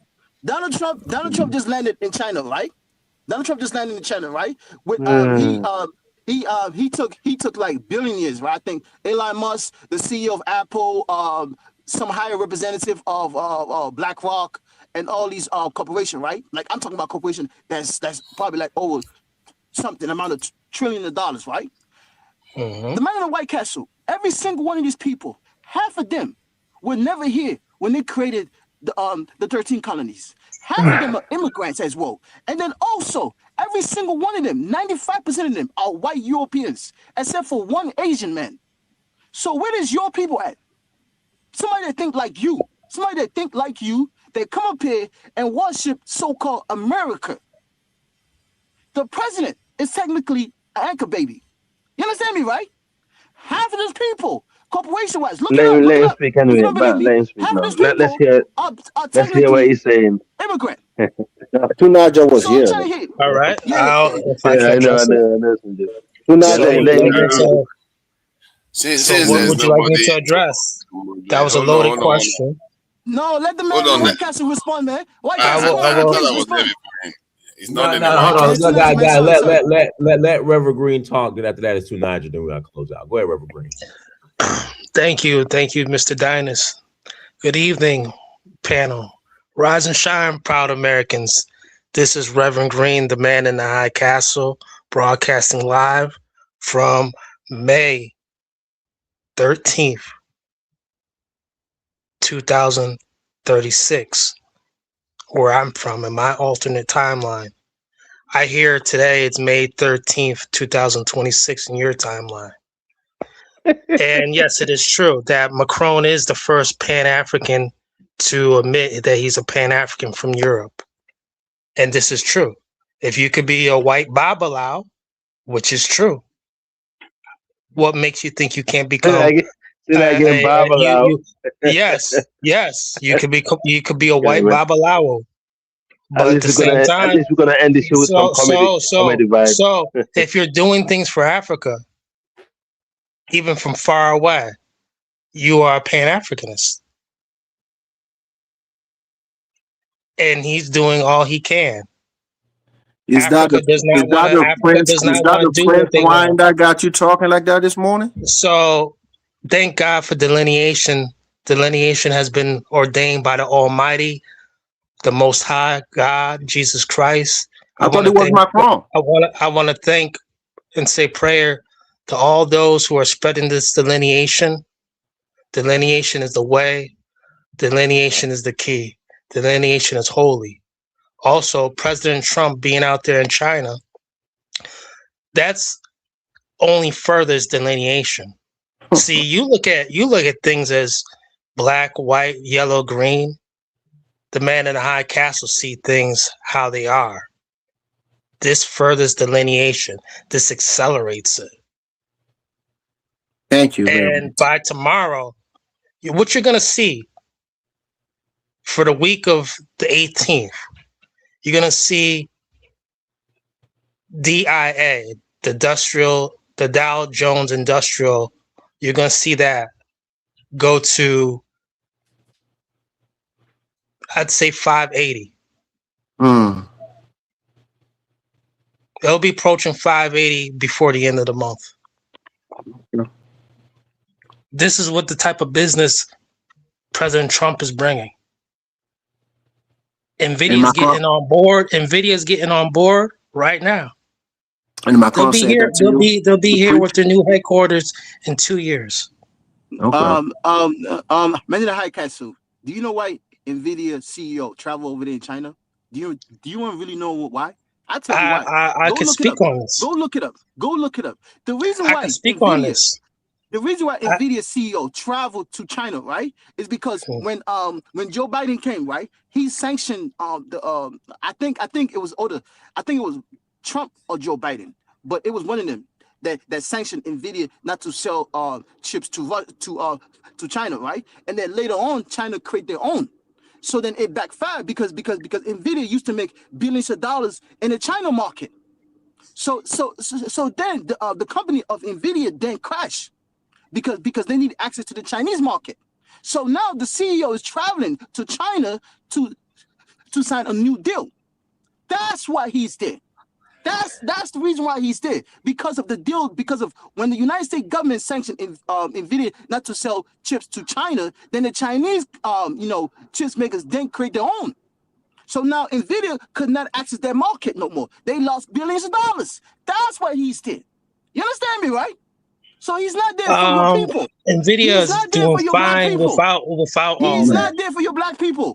No, he's there to He's doing this for full-blood Americans, proud Americans like myself. He's not there for your black people. It's bigger than what you're looking at. He's there to delineate. Nvidia CEO is a Chinese man. He's there to delineate, He's a man. Chinese man. He was never here. He was never here when they created America in 1776. Get that right. Delineation has gotten you off your rockers. Oh my God! Oh my man, God. my brother, man, we all agree with you, man. We need to delineate, bro. So when it comes down to delineation, what happened to the voting right? What happened to the voting right that's happening in the South right now? What's going on with that? What's going on with that? I could tell you what's going on with that. Democrats got to tighten their game up. They only know how to lose. Democrats are not in power. Democrats do not. Yes, they only know how to lose. No. Democrats. But many don't joke about that. Don't joke about that voting right, because that's disgusting. What the Republicans done there? It's absolutely. What did they do? That's wrong. Why did they remove? Why did they remove? What they do? That's wrong, sir. Removing that voting right. Where are your Democratic leaders? No, Africa. Where are they hiding? Africa. And also, where's your boy Keir Starmer? Do not allow this man to drift. What he's doing, he's drifting. Hang on. What's your homegirl, Mayor Karen Bass? You know how long your ancestors fought for this, for it to just get removed. My ancestors still fighting. We never fled, sir. I know you do. I respect that, but I didn't like it. It's just not good. It's not good for African American. I don't like the breath that's out there. Are you gonna sit on here, allow him to tell you didn't? I don't like the fact that dancehall has festivals out there in Netherlands. You fled to liquor. You fled to liquor, and that's embarrassing. How come dancehall artists always sell out tickets in Netherlands? Let's not How engage come they can't sell out festivals in Jamaica? We love our African American brothers. Right. No. Bro, you gotta take it easy with the liquor, bro. I know you like Macron, you like the wine, you like everything else Macron is doing. That's fine, but you gotta take it easy before you come to talk to us. He's a Pan-Africanist. Just drink a little, If you can be a European and Baba at the same time, why can't you be a Pan-Africanist and European too? No, I'm not a Pan-African. Macron is a Pan-African. Can you imagine me being a Pan-African? He's doing more for Africa. Come on, man. He's doing more for Africa than any African has done. Okay, in your head. Man in the High Castle is a Pan-Africanist just like Macron. They both equal Pan-Africanists. They're the same. They're the same ideology Pan-Africanists. You guys, I have no desire. He's just trolling. This brother is just trolling, man. He don't mean what he says. Let me tell you why. Men in the High Castle approves white people going to Africa, stealing African wealth as much as possible, building Western countries. Because men in the high castle sees himself as one of them people. But men in the high castle, when racism hits you, do not say you black. Do not say, oh, because I'm black. Do not do that. Accept it. Accept the reality when they hit you with unfair judgment. That's all I'm saying. So do not. So, Sir, if you want these people to look at you the sir, same way, I'm saying, I understand, man, in the high castle. sir, You and Macron are the same ideology of sir, Pan-Africanists. have you ever heard of You the this? same. He's just Have you ever trolling. heard I of don't this, think sir? he mean what he's saying. Sir, have you ever No, he heard of does. this? He I have a does. question, sir. Have you ever heard of world inward law? No, teach me a This is little a bit. no, world inward law is a real thing. It's not a I know. concept. Teach me. No, Teach me a little bit. it's wherever you go. World inward law. Yeah, but give us Do you some type of understand? example. So No. That's some why I said people teach us a have little to. bit. What are you gonna do about it? No, but give us some type of good example of what you really mean when you say that. Bang. Okay, let's let Tunaja speak, man. My bro is done, man. There's domination and there's Exactly. subjugation. That's what I'm saying. Which Let's one not. you Man, finna St. be? James, You St. about to James. be dominant There's or one you thing I about to gotta give it be to him. inferior? There's one thing. I gotta give it to him. We still got Man, I love for like you, his though, name. brother. Trust me, man. No. I like his name. Men in the High Castle. I like his name. Yeah, No, he's a good. that's a great Sir, name. God That's a bless. great He's name. a cool dude. He's a Hallelujah. cool dude. He's a Amen. cool dude. No, For all but my He just proud got his own. Americans, can you press the like button, share, subscribe?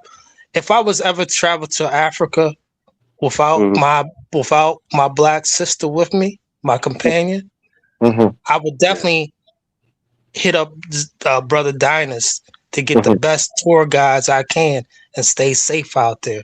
So I hit the thought like You button, we should. share, thought You subscribe. should. you did that already. Man. Danis is in Senegal. Why you left? Why you let him go to To the Senegal? Congo That's Diners, it. man, No. and live Next some good time. life, Next man. That's time. my plug. Next time. That's my plug. He- Men in the High Castle. Next time, right? We want you to travel with Dinus. I think Dinus might be going to Nigeria. You one of love them it, days. man. I'm not Honestly, sure. you love it. So yeah. You love it. In the next life, when they change my whole perspective. No, I think you will. I think you will. I think you enjoy it in This dude Africa, funny man. as hell. He funny as hell, man. All right. Yeah. Let me have my own say. I think you guys have had enough. Greetings, everyone, and all those in the chat and the viewers. I think this idea of delineation that people keep talking about seems is some kind of revelation. It's basically trying to say that you want to draw lines. I'm talking like a tribal or ethnic supremacist. It doesn't get you anywhere in the world today. I must say, race seems to be more important than tribal identities anymore. And regarding the idea that whether democracy is an issue, why is it that we kind of like a representative system of government? You are on a continent that is extremely diverse. So the idea of having a government that is more representative, there's nothing wrong with that ideologically. As a matter of fact, it's a luxury for you to even be worrying about the type of government. Because from the way I look at things, I worry about our existential crisis, not about whether we are practicing any form of government. Because these forms of government never existed barely 2,000 years ago. So the important thing is, how do you survive in this world? Whether it's capitalist, this dictatorial monarchy or democracy, it doesn't matter. It's what path leads you out of the mess you are in is what truly matters most. And I said this yesterday because some people say they understand the theories of survival. You are in the art of war where it's stated that you have to be like water. You have to flow in the direction that allows you to do what you need to do. What if they put trap for you that if you want to be a dictatorship, they use it to bring you down? You have to have other parts. You can't be that rigid and in ideology when it comes to the kind of situation we are in. What are you implying? What are you implying? You speaking in code. What I'm implying is that whether it's the Sahel AES nations, whether it's other systems of government in Africa, what matters is our people. Our people are the problem. They have to elevate themselves and have higher ambition. Who is putting the people first, Tunaja, as we speak? No, because you talk in code, they let you speak for hours, but you say, like We gotta, You're asking you now. gotta give us more. Once you speak, give us details and an example. That way we will be able to follow you. You know, you speak in codes. Yes. Okay, let me make it Okay. clearer for you so you can Sure. understand. Sure. So you have the North Korean system that is highly authoritarian, and you have a more free system like the type you see in Taiwan or this in South Korea. Both sides are supported by different spheres of influence around the world, and yet they are all still functional and developing and advanced, and they don't face existential crisis like we do. Why do you think that is? It's because the people themselves have decided that whatever path they are on, they have to make it work and do it in a big way. Because our own people, when we do something, we always do it small, and always our ambition is just to shake our backside and act as if we have accomplished a lot. What have we accomplished so far? You can see some countries that Russia has aligned with that are not doing so well in Africa. Who's the And you can we? see Who's so the many we, countries. Tunaja? Who's the we? Hold on. You've Africans. accomplished a lot. Africa has accomplished so much. Guys, Hold on, if Ganes is listening, Africa has accomplished so much. Let me finish what They I'm have the saying. king of the memes. Let me ask Ganes. If They have Ganes the is king of the listening, meme. no, let me. Hey, You I'm trying to help. I'm trying to help somebody. I'm trying to help somebody. There is somebody in the back. The way the Western Ganes, can you world, allow Willie? Willie's asking if you can allow him to come to the show. Thank you. Yeah. the way the Western world, as I was saying, listen. The way the Western world deal with North Korea and South Korea is totally different to the way they deal with Africa. The way the West deal, of course, the it's way going to be they different deal because with Africans Japan. are not putting themselves In terms of technology, let me say something. in terms of technology transfer, Let me finish they're what I'm more saying. likely to transfer technology to like Asian countries than Africa. Africa is underdeveloped on purpose. It's underdeveloped on purpose. Wow. So that So other people democracy. decide your fate for you. Come on. No. Yeah, that's what I'm trying to say. That's why we're saying democracy in Africa is a scam. It's a scam because you know what I'm saying. The way they engage with us is different.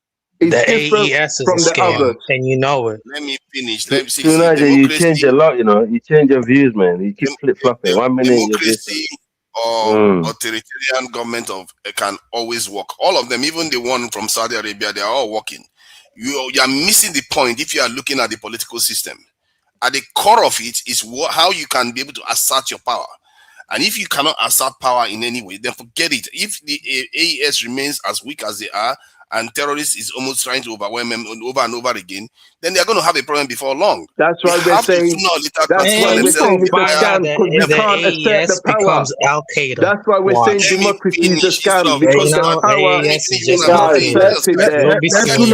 Let There is no Tunaja power speak. for us in democracy. There is no power. Y'all gonna enjoy Tunaja. We know Tunaja. It's been 10 years. We know him. Come on, let me finish. Let him speak. What do you know? Sure. You've just been waffling, and you guys have No, been waffling. no, I'm not cutting you off. I'm letting you speak. Go ahead. That's what we're saying. They support the channel. Can I just finish what I'm saying? No, go ahead. Go ahead. Where them American flags at in the live chat? That's right. Tunaja, I understand what you're saying. I understand what you're saying. I understand what you're saying. But I'm not finished. Where's the I'm not Tunaja. finished. You don't know what I'm saying. Let me finish what I I'm saying. understand. We understand what you're saying. But You the don't know point what I'm is, saying. the Don't know point what I'm is, saying. yeah. Don't assume you know everything I'm saying. I'm not finished. So when I'm No, saying but we are facing Tunaja, this okay, go on. I Let warned Tunaja years make his ago. point. Hold on, let me finish. I warned years ago that there could be another Berlin conference coming up very, very soon. The second video I made on my channel was about the opening window. That was years ago, almost 4 or 5 years ago, that we have to clear ourselves out of the mess that we are in. Otherwise, sooner or later, there will be a new form of Berlin conference. Some people are even suggesting that Trump, this visit that is having to France, is making to this in China, I mean, he could go and sign it sooner or later. Then China and America could reach an agreement on splitting the world up. And if they do that again, that is a new Berlin conference happening right before your very eyes, and you don't know, your own fate is already decided, and you don't even have a clue. So if that happens, we are in trouble again.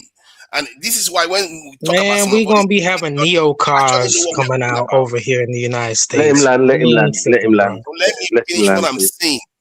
before you start behaving as if you know exactly what we are. It's true. What We have to be careful of China and America getting together. You know, That's that true. I agree. because they could do a back door. That They was a could be great doing a point, back door. Tanaja. You know, President That was a Ping will great be point. over here in the United States very soon to celebrate because the World Cup. Y'all tripping. Y'all don't even know what's going on. bound to happen sooner or later. This is why I keep saying every time we keep losing time, we think it's for nothing. There will be consequences because in time they will reach an agreement sooner or later. This is how superpowers behave. They will have an agreement before you know it. They will go and reach an agreement and they will settle and decide which sphere of Doesn't influence. Tinubu know that? Doesn't Tinubu know that? Doesn't knows Tinubu that, know no, that? they Okay, why is it being? Why is it being? Why is it being? just like many African leaders. Tunaja, why is it being dragged? Why is it? Everybody's asking you, right? Tunaja, I want to ask. No, let me ask him a question. One question. You came on here, right? Being a little trying to lecture Africans, right? That we are close-minded, right? And you forgot the AES. You take shot at the AES, right? Nigeria. Tunaja, let me tell you something. The level of attack that is going on in the Sahel is less than what is happening in Nigeria. You understand? The killing that are happening in West Africa, there's more in Nigeria than it is in the Sahel. You understand? But you guys somehow, some way, someone like you will come on here and try to depict us as the failure because we just align ourselves with Russia. You guys align yourself with America, you align yourself with the French, you allow yourself with anybody, but you still have defeat after defeat. And we see it. But you know what? We respect your decisions. You got Macron in Kenya telling Africans that his relationship as it relates to security is working in Nigeria. I want you, Nigeria, to tell me, is that true? Yes, he has a relationship with him. No. Is it working? Is the relationship as it relates to security with France is working in Nigeria? Is that true? Of course, it's not That's working. a real What do you fan. mean? Okay, then. So that's Nigerian that has the problem. That's not us. What are We you talking never about? said. The same problem. No. The same problem. Listen. What are you talking about? Tunaja, us in the AES, we told you who is the enemy. You guys are yet to tell us who's your enemy. I'm waiting for you guys to tell us. In the region, who is your enemy? Please tell me. No. Don't tell me who's your enemy. Let me tell you something. Before you start acting as if the AES are taking us to Nirvana. No. You see, you are evading the conversation. I'm asking a direct question. Who's your enemy? Change. But all of them, everybody's our enemy, and everybody is our potential ally. This is the problem. Your problem is that you can't. No. Your direct enemy. Your direct enemy. Who's trying to destabilize Nigeria? Tunaja. Who's trying to destabilize Nigeria? You don't know? Let me talk. Our people are the problem. James, don't. Because you can see that the West work with the Europeans. The Europeans and Americans work with so many nations. Individual. Can you But see that it's different groups that are trying to destabilize Nigeria. Individual. You don't take Niger serious, man. Tunaja, talk is cheap. Talk is cheap. Talk is cheap. You don't take him Hey, serious. High Castle, Let me can say you this. hear me? The truth is that Yes, sir. I hear you, sir. have You don't allies take that they Niger support. serious. The Chinese have allies that they support. The Russians have allies that they support. Two All of them, they do well. As a matter of fact, the Russian Tunaja, allies. who's your enemy? Who's your direct enemy? You be an FBA. Who's your direct enemy? You guys are so. You give them some liquor. Now let me take on. Give them some liquor right now. I bet you they don't have no firearms around them. They still scrapping her. Now give me Russian. Hold on. Let's compare notes now. Let's compare notes. Give me a list of Russian allies. Shut up for a second so that you can answer a direct question. Give me a list of Russian allies. Come on. Let's talk. Let's get the numbers out now. Let's get the number now.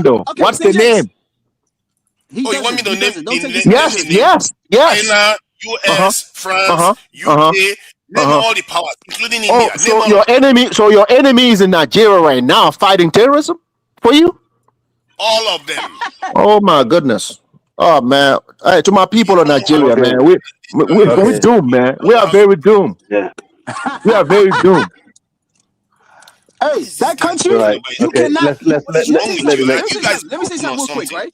No, Okay, but You what guys you, don't have you know what I'm knowledge saying is, anymore. 30 bang, seconds. bang, No, hold on. bang, bang. Two Niger, just 30 seconds. Okay. 30 Look seconds. at how they are Let me behaving answer. Okay, so St. ignorant James, and 30 so seconds. irresponsible. They can't even think straight. Sorry, two Niger. Just 30 seconds. 30 seconds, right? Because I'm gonna be quiet. In West Africa, right? we cannot wait for Nigeria to come save West Africa.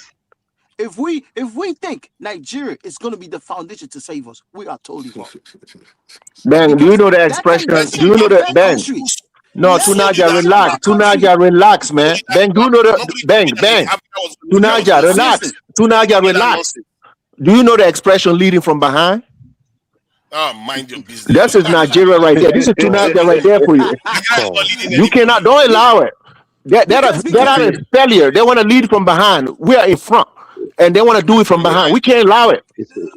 That's what I keep saying. Wait, When you say behind, cannot in sit what there. We aspect are cannot you sit saying there it? Because and then allow economically, and they're waiting for Nigeria to come save us, man. That is wrong. That is wrong. No, but We cannot sit there the only outside the West African country. I will give the Sahel nations Because at the end of the day, right? At the end of the day, right? Ben, trying to defend their interests. Bengo. That's the credit I'll give them. But everything else is still up to them. Tunaja, I was about to respond to you. Right? Let me break it down for you. Maybe you heard me say it that once. You know what the Sahel stand on? We look at every nation that you mentioned, right? We just went from record to see who helped destabilize the Sahel. Libya. Who voted yes, right? All these people who agreed to destabilize Libya and kill Gaddafi, we told them clearly, whatever that is happening in the Sahel, we're not going to use you anymore. We use partner like Russia. You have your grievances with Russia, that's fine, but that's our partner. Respect that. But you guys, look at your partners. You sit on here as a Nigerian telling me my enemy is helping me fight my enemy from within. That's scary. It's very scary. Your position is very scary. As a Nigerian, you should be scared about that. You know, for us, right, in the Sahel, we have let me finish. Let me finish. That's the context. Somebody that destabilizes you will never fix you. You understand the mindset of the Sahelian? That when they destabilize you, they cannot help fix you. That's why we told them what is happening. We're gonna do it ourselves. And if they want to help us, we're going to tell them what we need from them. They cannot put boots on the ground. They will never put boots. Let me finish though. Let me finish. Let me finish though. Let me land my plan though. Can I land my plan? Willie, let him land, then he can come in, brother. You will do it. Any country can help us. But for you guys, right? You said the United States. Why the United States is putting boots in Nigeria if they're your enemy? You told me, I asked you the question, I pressed you, and you told me the United. Okay. How can you not know that? Because they own Tinubu. How are you asking the question?